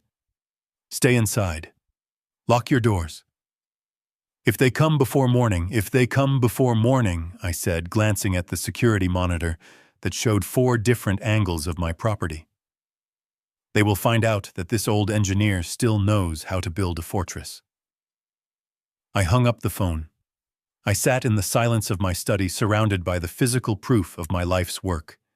Blueprints, awards, patents. They thought I was a relic. They thought I was debris to be swept away. I opened the drawer of my desk and pulled out a fresh file folder. I labeled it "The Eviction." I went to the kitchen and poured myself a glass of water. My hands were steady. My mind was clear. I checked the locks one last time. Then I went to my bedroom, stripped off the cheap suit I wore to play the part of the poor pensioner, and hung it up. I wouldn't need it anymore. Tomorrow I would wear my best suit. The Italian wool one Catherine had bought me for our 30th anniversary. Tomorrow, Joseph the retiree was dead. Joseph the chairman was taking over. I lay down in bed, but I didn't sleep. I watched the shadows move across the ceiling, counting the hours until sunrise. I was waiting for the phone to ring. I was waiting for Richard to tell me that I owned Michael Miller. And when that call came, the ground beneath their feet would cease to exist. The sun rose over South Boston with a pale, wintry light that offered no warmth, only a harsh, exposing clarity. I was already awake. In fact, I hadn't slept. I stood in my kitchen, the aroma of strong black coffee filling the air, a stark contrast to the lukewarm tap water and plastic cups of the night before. I was not wearing the frayed cardigan and stained trousers of the senile old man. I was dressed in a charcoal gray Italian wool suit, a garment I hadn't worn since I accepted the National Infrastructure Award in D.C. 5 years ago. It fit perfectly. I tightened my tie, a deep crimson silk, and checked my reflection in the hallway mirror. The man looking back wasn't a victim. He was an executioner waiting for the warrant. At exactly 7 a.m., my phone rang. It was Richard. I picked it up before the second ring, my hand steady, my mind sharp as a diamond cutter. "Good morning, Richard," I said, taking a sip of coffee. "Tell me what you found." "Joseph." Richard's voice was breathless, vibrating with a mixture of professional shock and adrenaline. "I have the title report for 124 Crestwood Drive. I had my clerk pull the physical deed from the registry archives just to be sure, because I couldn't believe what I was seeing on the screen." "And?" I asked, though a deep dormant memory was already beginning to stir in the back of my mind. "The property isn't in Michael's name," Richard said. "It never was, and it's not in Sarah's name either. The deed lists the owner as a corporate entity, Catalyst Holdings, LLC. I closed my eyes and let out a long, slow breath. Catalyst Holdings. I hadn't heard that name in 15 years. It was a shell company I had formed in Nevada back in the late 90s, specifically to hold assets that I wanted to keep separate from my main engineering liabilities. "Who is the signatory for Catalyst Holdings, Richard?" I asked, knowing the answer, but needing to hear it said aloud to make it real. "You are," Richard replied, his voice tinged with awe. "It's you, Joseph. You own the house. You have owned it since 2008. The memory flooded back with crystal clarity. 15 years ago, Sarah had come to me pregnant with Mia crying in my kitchen. Michael had blown their savings on a failed restaurant venture. They were facing eviction from their apartment. They needed a home, a stable place to raise my granddaughter. I couldn't just give them cash. I knew Michael would burn through it. So I bought the house in Wellesley. I bought it through the LLC to protect it from Michael's creditors. I told them I had arranged a rental for them through a wealthy client of mine who needed house sitters. I had drafted a lease agreement, a tenancy at will. The rent was set at $1 per year. I remember now, I said, my voice cold. I set it up so they would have a roof over their heads. I wanted them to have dignity. I wanted them to feel like it was their home, so I never reminded them. I never checked up on it. I just let them live there. They forgot, Richard said. Joseph, they have lived there so long playing the part of the wealthy suburbanites that they actually forgot they don't own the bricks they are standing on. They genuinely believe it is their asset. They forgot because I allowed them to forget, I corrected him. I enabled their delusion. I let them play house in my mansion while I lived in a shack, all to protect their fragile egos. The irony was so thick it was almost suffocating. Last night in that dining room, Michael had boasted about his real estate ventures while sitting at a table that sat on my floorboards. Sarah had threatened to throw me out of my modest home completely unaware that she was a guest in hers. They were trying to evict the landlord. "What is the status of the lease?" I asked. "It is a standard tenancy at will," Richard explained, the lawyer in him taking over. "Because the rent is nominal $1 a year and there is no fixed term, the law views them essentially as guests. You don't need a complex reason to evict them. You just need to terminate the tenancy." "Draft it," I commanded. "Draft the notice to quit. I want them out. Not in 6 months. Not in 90 days. I want the 30-day notice served today. Cite breach of contract. Cite conduct detrimental to the property owner." "Conduct detrimental?" Richard asked. "That is a bit vague. Attempted kidnapping and fraud against the landlord seems pretty detrimental to me," I snapped. "Just draft it. I want that paper in my hand when they walk into your office." "Understood," Richard said. "And Joseph, the other matter, the debt. Did you buy it?" "Yes. We wired the funds to Omega Capital at 4 a.m. They were happy to unload a distressed asset. We bought the note for 90 cents on the dollar. You are now the sole lien holder on Michael Miller's personal debts. You own the paper on the $1.2 million he owes. Does he know?" "Not yet. Omega Capital agreed to keep the transfer quiet until we notify the debtor. As far as Michael knows, the sharks are still circling. He doesn't know the shark has been replaced by a leviathan." I walked over to the window and looked out at my driveway. The morning was gray and still. "So let me get this straight, Richard. I own the roof over their heads, and I own the debt that is threatening to crush them." "That is correct. You hold all the cards, Joseph. Every single one." "Good," I said. "Because they are coming for me in an hour. They are coming to take a confused old man to a lawyer's office to sign away his freedom. I want you to be ready." "I have a team of paralegals prepping the conference room," Richard said. "We have the eviction notice, the transfer of debt, and the motion to dismiss their conservatorship petition. When they walk in, we will hit them with everything at once." "No," I said. "Not yet. If we hit them now, they might run. They might try to destroy evidence or hide assets I don't know about. I need to get them into that room. I need them to sit down believing they have won. I want to see the look on Michael's face when he realizes the pen he handed me isn't for signing my surrender, but for signing his execution." "What are you going to do?" "I am going to wait for them," I said. "I am going to let them pick me up. I am going to let them drive me to your office. I will play the part one last time. I want them to feel the victory. I want them to taste it. Because it will make the ash taste that much more bitter when I shove it down their throats." "Joseph, that is risky. If they sense anything—" "They won't," I said. "They are blinded by greed. They see what they want to see. They see a payday. They don't see the trap." "All right," Richard sighed. "I will see you at 9. The documents will be ready." I hung up the phone. I went back to my bedroom and looked at the suit I was wearing. It was too nice. It was too sharp. It projected power and competence. If Sarah saw me like this, she would know instantly that the game was up. With a heavy sigh, I took off the Italian jacket. I unknotted the silk tie and draped it over the chair. I went to the closet and pulled out a beige cardigan that had a small coffee stain on the cuff. I put on a pair of slacks that were slightly too short. I mussed my hair, destroying the neat part I had combed in earlier. I looked in the mirror. The CEO vanished. The confused pensioner returned.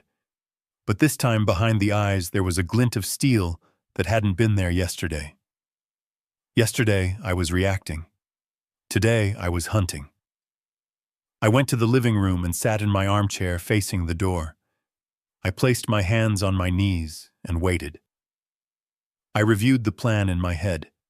The house, the debt, the trust, the recordings. It was a perfect storm, and I was the eye. At exactly 8 a.m., a car pulled into the driveway. I watched through the sheer curtains as Michael's Range Rover idled at the curb. He didn't even turn off the engine. He just honked the horn. Once, long and impatient. That honk told me everything. He wasn't here to pick up a father.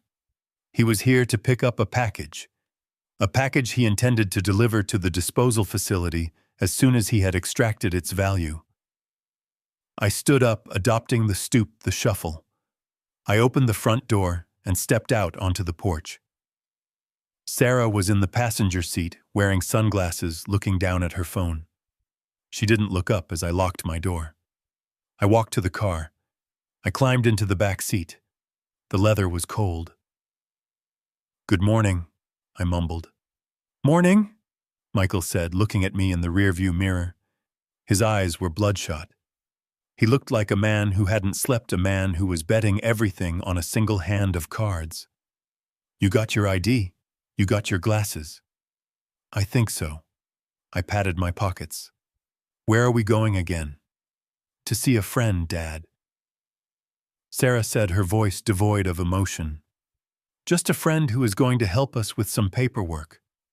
Don't worry about it."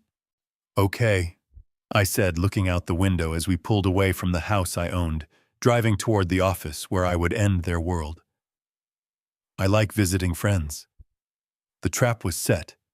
The bait was taken. Now all I had to do was wait for the snap.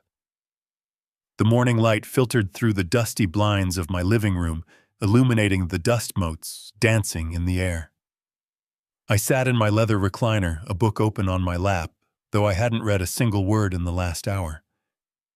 I was watching the street, monitoring the feed from the wireless camera I had installed inside the birdhouse on the front lawn. My phone sat silently on the side table, a loaded weapon waiting for the trigger pull. I knew they wouldn't wait long. The failed attempt to get my signature the night before had surely sent them into a panic. They were desperate, and desperate people do not wait for appointments. They kicked down doors. At 10:30 in the morning, a convoy pulled up to the curb. It wasn't the subtle approach I expected. It was a spectacle. First came Sarah's Mercedes, braking hard. Then a white sedan with the seal of the City of Boston Department of Family Services on the door. And finally a police cruiser, its lights off, but its presence unmistakable. I watched the screen. Sarah got out of her car. She wasn't wearing her usual designer business attire. She was wearing yoga pants and an oversized sweatshirt, looking disheveled and frantic, the perfect picture of a daughter at her wit's end. She spoke rapidly to the uniformed officer and a woman in a gray suit carrying a clipboard. She pointed at my house, wiping imaginary tears from her eyes. "Here we go," I whispered to the empty room. I didn't move. I didn't run to the door. I stayed in my chair, letting my head loll slightly to the side, adopting the posture of the confused geriatric. I heard the key turn in the lock. Sarah still had a key. I hadn't changed the locks yet because I needed her to feel she still had access. I needed her to walk into the trap willingly. The door swung open and Sarah rushed in, breathless. Dad, are you okay?" She spotted me in the chair and let out a dramatic sob, rushing over to kneel beside me. She grabbed my hands, her grip tight and sweaty. "Oh, thank God," she cried loud enough for the people in the hallway to hear. "I was so worried. You didn't answer the phone. I thought you might have fallen. I blinked slowly, looking at her with a dazed expression. Sarah, I croaked. Is it Tuesday? Behind her, the police officer and the social worker stepped into the living room. The officer was young, burly, with a crew cut. He looked uncomfortable. The social worker was middle-aged, with tired eyes that scanned the room looking for signs of neglect. Dad, this is Officer Miller and Miss Perkins, Sarah explained, her voice trembling. We are all just here to make sure you are safe. I told them about the stove and how you get confused. I looked at the officer. I didn't touch the stove, I whispered. I just made tea. See, Sarah said, turning to the social worker. He thinks he made tea. The kettle is cold. He hallucinates tasks he hasn't done. Ms. Perkins stepped forward. Mr. Bennett, my name is Janice. I am with Adult Protective Services. Your daughter filed a report stating you are living in unsafe conditions. We just need to ask you a few questions. I shrank back into the leather chair, pulling my cardigan tighter around me. I don't want to go, I whimpered. I like my house. No one is making you go anywhere just yet, Mr. Bennett, Janice said softly. We just want to assess the environment. Sarah stood up, wiping her eyes. I am sorry, I am just a nervous wreck. Dad. Would you like some water? My throat is parched too. Officer, can I get you anything? No, ma'am. I am fine, the officer said. I will get some water for Dad, Sarah said. She turned and walked into the kitchen. I watched her go. My heart began to hammer against my ribs, not from fear, but from anticipation. I knew exactly what she was doing. The kitchen was visible from my chair through the open archway, but the stove itself was tucked behind the refrigerator wall. She was out of direct line of sight for the officer and the social worker, but I knew my house. I knew the layout, and I knew my daughter. I heard the clink of glasses. I heard the tap run. And then underneath the sound of the rushing water, I heard a faint metallic click. It was the sound of the gas knob being pushed in and turned. It was a distinctive sound, one I had heard thousands of times. Usually it was followed by the rhythmic clicking of the igniter. Click, click, click. Whoosh. But this time there was no clicking, just the soft hiss of gas escaping the burner. She had turned the dial just enough to open the valve, but not far enough to trigger the spark. She walked back into the living room, holding a glass of water. She handed it to me, her hands shaking. Here, Dad, drink this, she said. She sat down on the ottoman opposite me, blocking my view of the kitchen. She started talking fast, asking Janice about the procedure for emergency placement, filling the air with noise. So, if you determine he is a danger, can we get him into a facility today? She asked. I have a bed reserved at Greenfields, but they need the authorization. We have to evaluate him first. Mrs. Miller, Janice said, checking boxes on her form. Can you tell me, Mr. Bennett? Do you know who the president is? I looked at her. I knew who the president was.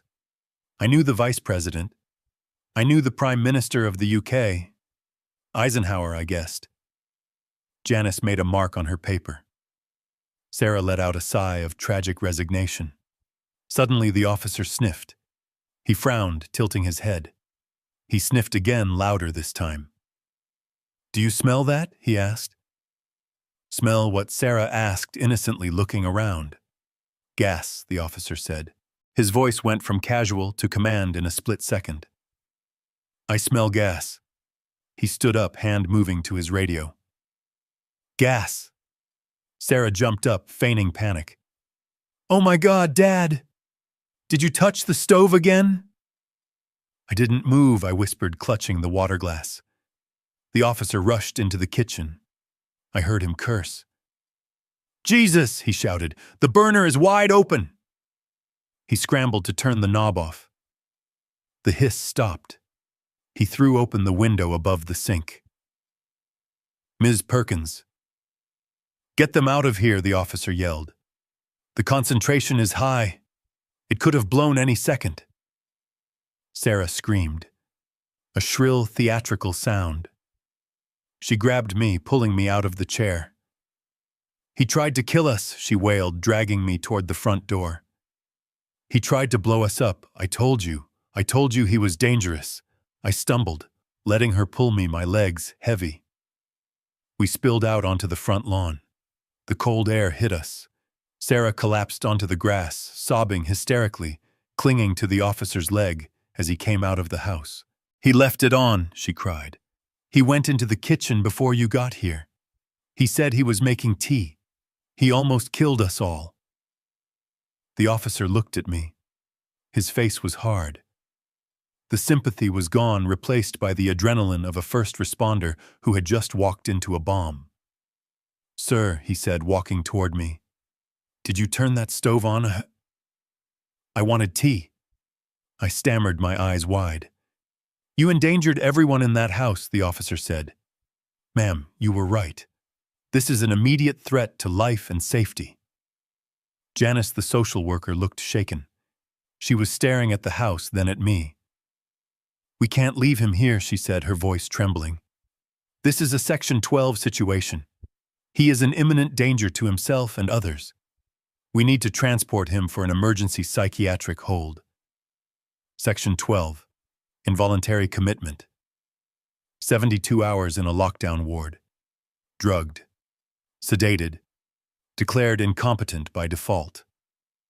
If they took me now, Sarah would have the keys to the house within the hour. She would find the documents in my study. She would find the recorder. She would burn it all. "No," I said, backing away. "I don't want to go. It is not a choice, sir," the officer said, reaching for his handcuffs. "We are taking you into protective custody. It is for your own good." Sarah looked up from her fake tears. Behind her hands, I saw a flash of a smile, a cold, victorious smirk. She had done it. She had played the ultimate card. She had framed her own father for attempted arson to get a signature on a bank account. "Dad, please just go with them," she pleaded. "Don't make it harder. We just want you safe." The officer's hand closed around my upper arm. The grip was iron. He spun me around, pushing me toward the cruiser. "You have the right to remain silent," he recited the words, automatic. I felt the cold metal of the car against my chest as he pushed me down onto the hood to cuff me. The neighbors were coming out on their porches. Mrs. Gable from across the street was watching her hand over her mouth. To the world, I was a senile pyromaniac, being taken away before I burned the neighborhood down. I had seconds. Once those cuffs clicked shut, once I was in the back of that car, my credibility would be zero. I would just be a raving lunatic. I took a deep breath. The engineer stepped forward. "Officer," I said, my voice suddenly crisp, clear, and devoid of any tremor.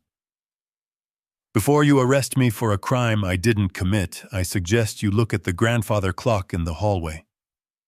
The officer paused, the handcuff dangling inches from my wrist. He looked at me, confused by the sudden change in my tone. "What?" he asked. "The grandfather clock," I repeated, standing up straight, shaking off his grip with a shrug of my shoulder that surprised him. "There is a camera lens inside the number 6. It is a wide-angle 4K motion-activated security camera, and it points directly into the kitchen." Sarah stopped crying instantly. Her head snapped up. Her face went from tragic to terrified in a heartbeat. "He is lying!" she screamed, scrambling to her feet. "He is crazy. He thinks clocks are watching him. Put him in the car. Check the feed," I said, looking the officer dead in the eye. My voice was the voice that had commanded construction crews of 200 men. "My phone is in my right pocket. Unlock code is 1952. The app is called Sentinel. Open it. Look at the clip from 3 minutes ago." The officer looked at me, then at Sarah. Sarah was pale, ghostly white. She lunged for me, trying to grab my pocket. "Don't listen to him. He is delusional." "Back off, ma'am," the officer barked, stepping between us. He looked at me with a new expression, suspicion, but not of me. He reached into my pocket and pulled out the phone. "If this is nonsense, sir, I am adding obstruction to your file," he warned. "It is not nonsense," I said calmly. He tapped the screen. He entered the code. He opened the app. I watched his eyes scan the video feed.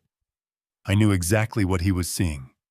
A high-definition color video of Sarah Miller walking into the kitchen, checking over her shoulder to ensure no one was watching, reaching out, and deliberately turning the gas knob without engaging the igniter. Then walking away with a glass of water and a smile. The officer watched it twice. The silence on the lawn was absolute. Even the birds seemed to stop singing. He slowly lowered the phone. He looked at Sarah. His hand moved away from his handcuffs and rested on his taser. "Ma'am," he said, his voice dangerously low. "Step away from your father." "What?" Sarah shrieked, her voice cracking. "You can't believe him. It is a deep fake. He tampered with it." "Step away," the officer shouted. Janice, the social worker, walked over and looked at the screen. She gasped, covering her mouth. "Oh my God," she whispered. "She did it. She turned it on." The officer turned to me. "Sir, are you pressing charges?" I looked at Sarah. She was trembling, vibrating with fear and rage. She looked like a trapped animal. I smoothed my jacket. I adjusted my cuffs. "No, officer," I said. "Not yet. I don't want her arrested today." "Why?" the officer asked, stunned. "She tried to frame you. She endangered your life." Because I said, looking at my daughter with eyes as cold as the grave, "I have a meeting with my lawyer on Friday, and I want her to be there. I want her to be free to come to that meeting. Because jail is too easy. I want to look her in the eye when I take everything she has." I turned to the officer. "But I would like you to file a report. Attempted entrapment, fraud, and elder abuse. Keep the video as evidence." The officer nodded slowly. "Yes, sir. We can do that." Sarah stood there, frozen. The plan had not just failed. It had exploded in her face. And she knew as she looked into my eyes that the old man she thought she was burying was actually the one holding the shovel. The silence that followed the playing of the video was heavier than the humid air before a storm. The officer held my phone as if it were a grenade that had just had the pin pulled. He didn't hand it back immediately. Instead, he looked at Sarah, and the transformation in his demeanor was terrifying. Minutes ago, he had been her protector, a knight in blue armor ready to save a damsel from a senile father. Now he looked at her with the cold, hard glare reserved for criminals who waste police time and endanger lives. Ms. Perkins, the social worker, stepped closer, peering over the officer's shoulder to watch the footage again. I saw her face pale. She brought a hand to her chest, a gesture of genuine shock. She saw the calculation in Sarah's movements. She saw the check over the shoulder. She saw the deliberate twist of the wrist. It wasn't the action of a concerned daughter getting water. It was the action of a saboteur laying a trap. "You used us," the officer said. His voice was quiet, barely a whisper, but it carried across the lawn like a crack of thunder. "You called 911. You filed a false report. You dragged a social worker out here. You tried to weaponize the state against your own father." Sarah took a step back. Her heels sank into the soft grass, making her stumble. The mask of the grieving, worried daughter had completely disintegrated, leaving behind something raw and ugly. Panic. It's not what it looks like," she stammered, her eyes darting between the officer, the social worker, and me. "He must have edited it. He's an engineer. He knows about computers. He made it look like that." "Ma'am, stop." The officer snapped. "Just stop. That is a time-stamped cloud-based security feed. You can't fake that in 3 minutes standing on a front lawn." He took a step toward her, his hand resting instinctively on his belt. "You endangered this entire neighborhood. If that gas had ignited, Do you have any idea the level of negligence we are talking about? Sarah looked at the handcuffs hanging from his belt, the same handcuffs she had begged him to put on me just moments ago. The realization hit her like a physical blow. The narrative had flipped. She wasn't the hero of this story anymore. She was the villain, and the walls were closing in. I watched her unravel. I remembered teaching her to ride a bike on this very lawn. I remembered holding the back of the seat, promising I wouldn't let go. Now I was watching her drown, and I kept my hands in my pockets. I am not pressing charges today, I repeated, my voice cutting through her panic. I want her at the lawyer's office on Friday. But officer, I want her off my property. Now. The officer nodded, turning his full attention to Sarah. You heard him. You are trespassing. Get in your car and leave. If you come back here, if you call him, if you drive past this house, I will arrest you for harassment and reckless endangerment. Do you understand? Sarah looked at me one last time. There were no tears now. Just a look of pure, unadulterated hatred. She realized she had underestimated me. She realized the old man she thought was senile had just outmaneuvered her entire generation. You think you won, she hissed, her voice low and venomous. You're all alone, Dad. You have no one. I looked at her standing tall in my suit, the master of my domain. I would rather be alone than with a snake, I said. She turned and ran. She didn't walk. She ran to her Mercedes, fumbling with her keys, dropping them once in the grass before snatching them up. She threw herself into the driver's seat and slammed the door. The engine roared, and she reversed out of the driveway with a screech of tires that left black marks on the asphalt. We watched her speed away, a fleeing criminal in a luxury car. When she was gone, the tension on the lawn dissipated, replaced by an awkward, heavy shame. The officer turned to me. He held out my phone. Mr. Bennett, I don't know what to say, he said, removing his cap and running a hand through his hair. I almost took you in. I am so sorry. You were doing your job, son, I said, taking the phone. She is very convincing. She has been practicing that performance for a long time. Ms. Perkins was wiping her eyes. I am so sorry, Mr. Bennett. In 20 years of social work, I have never seen a child try to frame a parent like that. It is monstrous. It is greed, I said simply. Greed makes monsters of us all if we let it. I looked at the officer. I need to formalize this. I cannot have her coming back tonight to try again. She is desperate, and desperate people escalate. I want to file for an emergency restraining order. Immediate effect. The officer nodded vigorously. Absolutely. Given the video evidence and the attempted arson, I can call the judge on duty right now. We can get an emergency protective order issued within the hour. It will bar her from coming within 500 feet of you or this property. If she violates it, it is mandatory arrest. No questions asked. Do it, I said.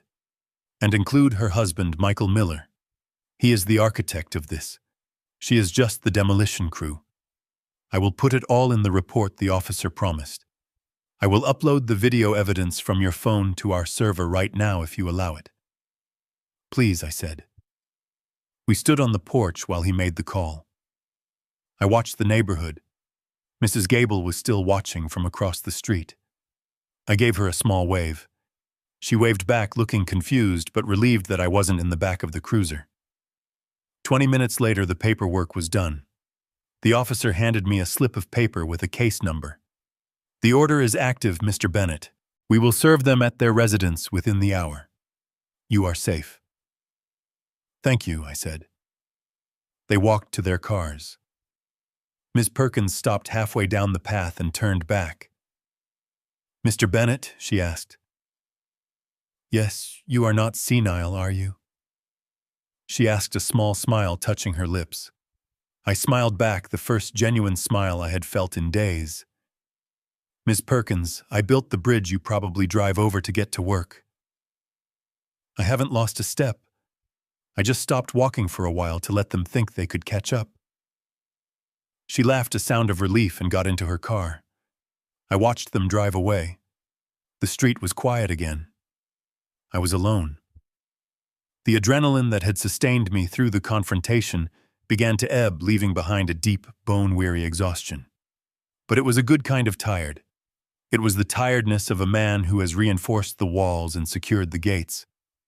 I walked back into my house and locked the door. I went to the kitchen. The window was still open, letting in the cold air to clear the gas smell. I closed it. I looked at the stove. The knob was in the off position. I went to my study and sat in the leather chair. I picked up the phone and dialed Richard. "It is done," I said when he answered. "She tried to frame me for arson. The police have the video. There is a restraining order out for both of them." "Good God, Joseph," Richard breathed. "They actually tried it. They tried it. And they failed. Now, Richard, I need you to set the stage for Friday. I want them to come to your office. I want them to think I am there to negotiate a surrender. I want them to think the restraining order is just a bargaining chip. They will be terrified, Joseph. A restraining order means they can't get near you." "Exactly. That is why they will come to the meeting. It is their only channel left. Tell their lawyer I am willing to drop the order and discuss a settlement if they show up in person." "You are going to lure them in," Richard said. "I am not luring them," I said, looking at the file folder on my desk labeled "The Eviction." "I am inviting them to their own funeral. Make the call, Richard. Tell them I am ready to talk. Tell them I am tired and I just want this to end." It wasn't a lie. I was tired. And I did want it to end. But the ending I had written was very different from the one they were expecting. I hung up the phone. I looked at the picture of Catherine on my desk. "We did good, Katie," I whispered. "We raised a wolf, but we didn't raise a fool." I closed the file. The trap was primed. The legal noose was tied. Now all I had to do was wait for Friday. Wait for the moment when I would walk into that conference room and pull the floor out from under the people who had tried to bury me. 2 days later, I stood in the hallway outside the main conference room of Powell and Associates. The frosted glass wall allowed me to see the silhouettes of the people waiting inside. Sarah was pacing back and forth, her arms crossed tightly over her chest, a posture of defensive aggression. Michael was slumped in a chair, tapping his foot with a nervous rhythm that vibrated through the floor. They looked like people waiting for a bus, not people facing their doom. They still believed they had leverage. They thought the restraining order was a tantrum, a desperate flailing of an old man who had been cornered. They had come here expecting to accept my apology, and perhaps, if they were feeling generous, allow me to move into a slightly nicer room at the nursing home in exchange for signing over my assets. I adjusted my crimson silk tie in the reflection of the glass. I smoothed the lapels of my charcoal Italian wool suit. I checked my watch. It was a Patek Philippe, another secret indulgence I had kept hidden in a safety deposit box for a decade. It was exactly 10 o'clock. "Time to demolish the building," I whispered. I pushed the heavy glass door open and stepped into the room. The air conditioning was humming, but the silence that fell when I entered was colder. Sarah stopped pacing. Michael stopped tapping. They both looked up, their mouths opening to deliver whatever rehearsed scolding they had prepared. But the words died in their throats. They were looking for the shuffling cardigan, wearing confused pensioner they had bullied at dinner. They were looking for a victim. Instead, they found a CEO. I walked to the head of the long oval table, moving with the fluid, powerful stride of a man in his prime. I pulled out the leather chair and sat down. Not with a groan, but with a deliberate, controlled grace. I placed a single manila folder on the table in front of me. I didn't look at them. I looked at Richard, who was sitting to my right, calm and professional as an undertaker. "Good morning, Richard," I said, my voice deep and resonant, filling the room without effort. "Shall we begin?" Michael stared at me, blinking rapidly, as if his brain couldn't process the visual data. He looked at my suit. He looked at the watch on my wrist, which cost more than his car. He looked at my eyes, which held no fog, no confusion, only a terrifying clarity. "Joseph." Michael stammered, his voice weak. What is this? You look different." "I look like myself." "Michael," I replied, cold and sharp. "The man you met the other night. That was a character. You didn't like the script, so I rewrote it." Sarah stepped forward, her face flushing with anger and confusion. "Dad, stop this acting. The police report the restraining order." "It is ridiculous. We know you are sick. We are here to help you, but you have to drop this nonsense. We can't help you if you keep attacking us." I turned my head slowly to look at her. It wasn't a look of anger. It was a look of absolute indifference. "Sit down, Sarah," I commanded. The authority in my voice was absolute. It was the voice I used to order the evacuation of a collapsing tunnel. It wasn't a request. She sat. She didn't want to, but her body obeyed the command before her mind could protest. "We are not here to discuss my health," I said. "We are here to discuss your eviction." Michael let out a short, incredulous laugh. "Eviction, Dad? You don't even know where you live half the time. You can't evict anyone. We are here to discuss the conservatorship. Our lawyer is on his way, and your lawyer isn't coming." Richard cut in smoothly. "I spoke to him 10 minutes ago. When I sent over the evidence of the attempted entrapment and the video of the gas stove incident, he recused himself. He doesn't want to be disbarred for aiding in a criminal conspiracy." "You are unrepresented, Michael." Michael paled. He looked at the empty chair where his legal shield was supposed to be. "Now about the eviction." Richard continued, sliding a document across the polished mahogany table. It stopped right in front of Michael. "This is a notice to quit." Richard explained. "It effectively terminates the tenancy at will agreement for the property located at 124 Crestwood Drive." Michael looked at the paper but didn't touch it. "What are you talking about?" "That is my house. I own it. I have the deed." "You have a forgery," Richard corrected him. "A clumsy one at that. The actual deed, the one on file with the Registry of Deeds, lists the owner as Catalyst Holdings, LLC. So what?" Michael snapped, trying to regain his footing. "That is some investment firm. I pay them rent. I have an arrangement." "Yes, you do have an arrangement," I said, leaning forward, interlacing my fingers. "You have an arrangement with the sole managing member of Catalyst Holdings." Michael looked at me. He looked at Richard, then back at me. The realization hit him like a physical blow. His eyes widened until the whites showed all around. "You," he whispered. "You own the house. I bought it 15 years ago," I said, my voice devoid of mercy, "when you were broke and Sarah was pregnant. I set up the LLC to protect it from your incompetence. I gave you a lease for $1 a year so you could feel like a man. I let you live there. I let you raise my granddaughter there. And how did you repay me? You tried to sell it out from under me to a loan shark." Michael shrank in his chair. He looked small. He looked like a child caught stealing from the collection plate. I didn't sell it," he stammered. I needed a bridge loan. I was going to pay it back." "You forged a deed transfer," I said. "That is a felony, Michael, but I am not sending you to jail for that." "Not yet." Sarah was staring at me, her mouth agape. "You own our house. You have millions of dollars in property, and you let us struggle. You let us worry about money. I let you live rent-free for 15 years. I snapped, my voice cracking like a whip. "I paid your tuition. I paid your credit cards. I covered your mistakes.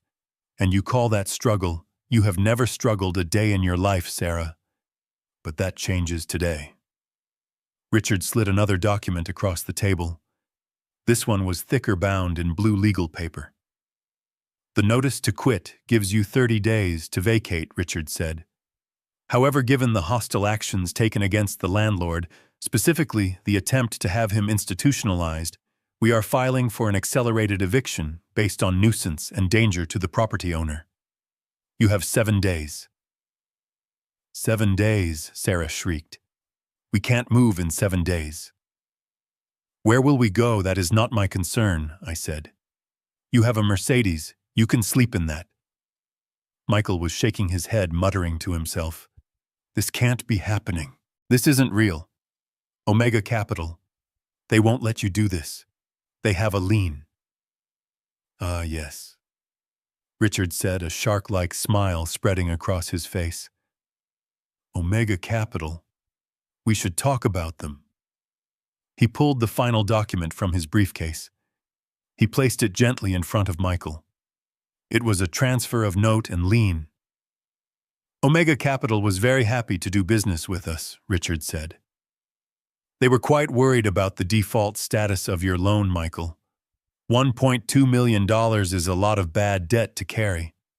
So when Joseph offered to buy the note for cash, they accepted immediately." Michael looked at the document.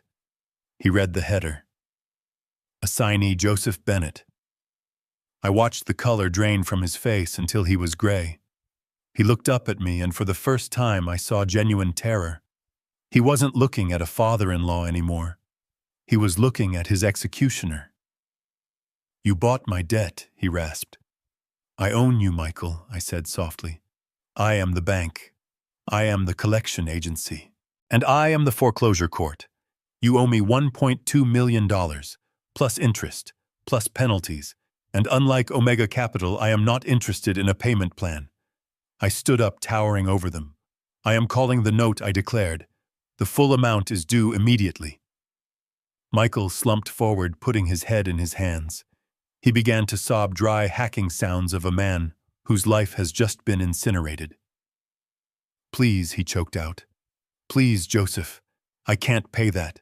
I don't have it. I know," I said. "That is why I am taking everything else. I am taking the cars. I am garnishing your future wages. I am seizing your bank accounts. I am going to strip you down to the studs, Michael. By the time I am done, you won't even be able to afford a plastic spoon." Sarah stood up, tears streaming down her face, ruining her perfect makeup. "Dad, please," she begged, reaching out a hand. "You can't do this. We are your family. We made a mistake. We are sorry. Please don't destroy us." I looked at her hand, the hand that had turned the gas knob, the hand that had signed the petition to lock me away. "You tried to bury me, Sarah," I said, my voice cold and final. "You dug a grave for me in a place that smells of urine and death. You stood on my front lawn and tried to have me arrested. You stopped being my family the moment you decided my life was less valuable than your lifestyle." I picked up my folder. I turned to Richard. "File the papers," I said. "Start the eviction. Execute the lien." I walked toward the door, not looking back at the 2 weeping figures at the table. They were strangers to me now. Just tenants who had overstayed their welcome. Dad, Sarah screamed behind me, a raw sound of total loss. I paused at the door, my hand on the handle. I didn't turn around. "You have 7 days," I said. "Don't scratch the floors on your way out." I walked out of the conference room and into the hallway. I felt lighter than I had in 20 years. The bridge was burned. The demolition was complete. Now I could finally start building something new. The air in the conference room seemed to be sucked out by the gravity of the document sitting on the table. Michael stared at the transfer of debt, his eyes locked on the figure $1.2 million. He looked at the signature line where the assignee was listed. Joseph Bennett.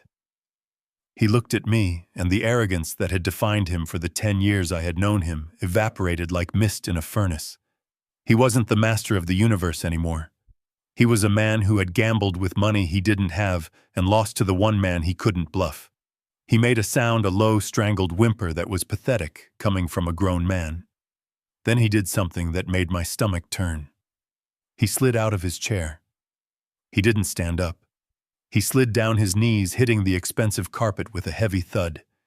He crawled around the edge of the table, ignoring Richard, ignoring his wife, until he was right in front of me. He reached out, grabbing the hem of my trousers with shaking hands. "Joseph, please," he begged, his voice cracking, tears streaming down his face. "You can't do this. I don't have it. You know I don't have it. If you call this note, they will take everything. They will take my business accounts. They will take my pension fund." I looked down at him. I pulled my leg back, dislodging his grip. I didn't want him touching the Italian wool. "You don't have a business, Michael," I said, my voice flat and unyielding. "You have a shell company you use to launder loan proceeds into crypto wallets. And you don't have a pension fund. You liquidated that 3 years ago to pay off a bookie in Atlantic City. I know because I read your bank statements while you were eating steak and handing me a plastic spoon." Michael froze. The realization that I had seen everything, that there were no secrets left, crushed him. He slumped forward, his forehead touching the floor, sobbing uncontrollably. "I will work," he gibbered into the carpet. "I will get a job. I will pay you back every cent. I swear it. Just give me time. Don't take the house. Don't take the cars. You are going to work," I agreed, "for the rest of your life. But not to pay me back. You are going to work to survive. Because as of this moment, your credit score is 0. Your assets are frozen. And your reputation is dead." Sarah had been watching this spectacle in stunned silence, her mouth agape. Seeing her husband, the man she had conspired with, groveling on the floor, seemed to snap something inside her. She didn't drop to her knees. She stood up, her face twisting into a mask of righteous indignation. She rushed around the table, not to comfort Michael, but to confront me. "Stop it!" she screamed, slamming her hands onto the table. "Stop it right now. Look at what you are doing to him. You are enjoying this." I looked at her calmly. "I am not enjoying it, Sarah. I am executing a contract, something you and your husband seem to have trouble honoring." "You are a monster," she shrieked, tears of rage spilling over. "We are your family. How can you be so cold? We are your flesh and blood. Doesn't that mean anything to you? You are supposed to protect us." She was playing the last card in her deck. The blood card. The guilt card. It was the card she had used for 40 years to get what she wanted. The tuition, the down payments, the bailouts. She thought it was an ace, Mo. She didn't realize I had removed it from the deck. I stood up slowly, leaning forward, until my face was inches from hers. I let the silence stretch, letting the weight of her accusation hang in the air. "Flesh and blood," I repeated softly. "Yes," she cried, thinking she had found a crack in my armor. "I am your daughter. I am your blood. You can't destroy your own blood." I looked her dead in the eye. My gaze didn't waver. "Sarah," I said, my voice low and terrifyingly calm. "Cancer is also flesh and blood. It is made of the body's own cells. It shares the same DNA. It feeds on the same blood supply. But when a tumor starts to consume the host, when it starts to kill the body that created it, you don't nurture it. You don't protect it because it is family. You cut it out. You radiate it. You kill it before it kills you." Sarah recoiled as if I had slapped her.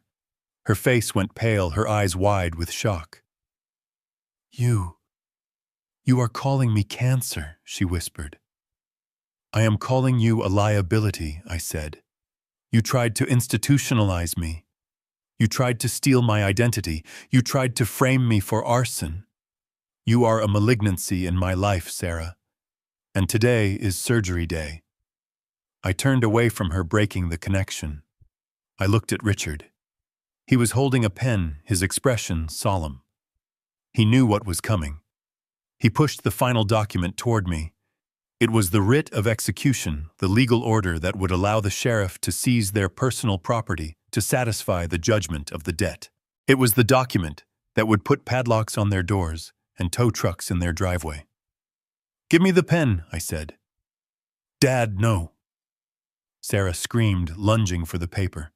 Michael scrambled up from the floor, his eyes wild. "Joseph, don't! We will do anything. We will sign the papers you want. Just don't sign that." Richard stood up, blocking Sarah's path with his shoulder. "Sit down, Mrs. Miller," he warned, "or I will call security." I didn't look at them. I looked at the paper. I thought about the plastic cup. I thought about the forged deed. I thought about the years of lies. I took the heavy fountain pen from Richard. It was a Mont Blanc, balanced and precise. Unlike the one Michael had forced into my hand 2 nights ago, this one felt right. I uncapped it. The nib was gold and sharp. "You wanted a signature, Michael?" I asked without looking up. "You wanted Joseph Bennett to sign a paper so badly. Well, here it is." I pressed the nib to the paper. I didn't shake.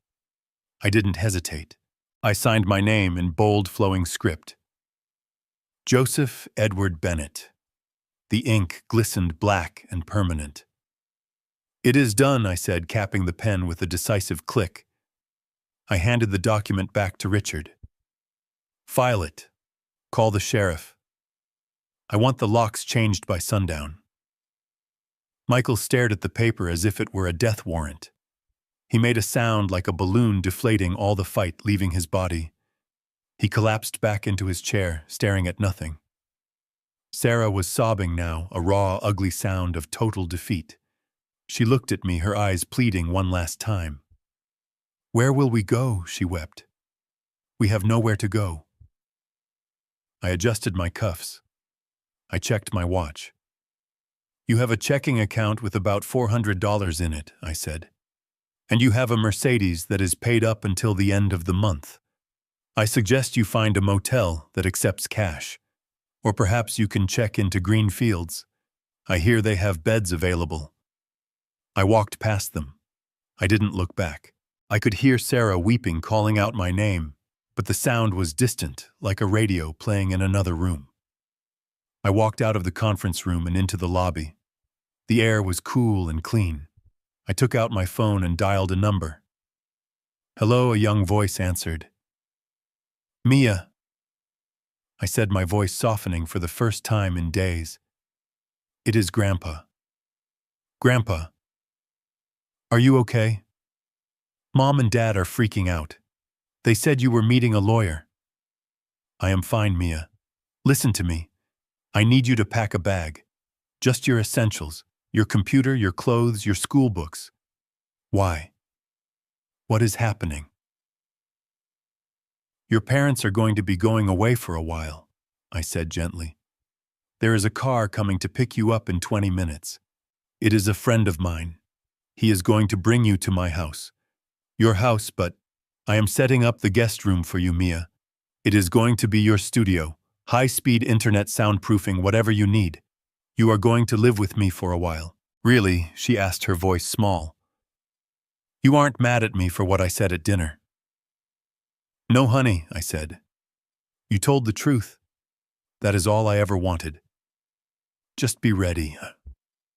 I hung up. I walked out of the building and into the sunlight. The city looked different today. Brighter. Sharper. I was 71 years old, and I had just dismantled my old life to build a new foundation. It was terrifying. It was tragic. But it was solid. And for the first time in a long time, it was mine. The deadline expired at 8 in the morning on a Friday, exactly 7 days after the meeting in Richard's office.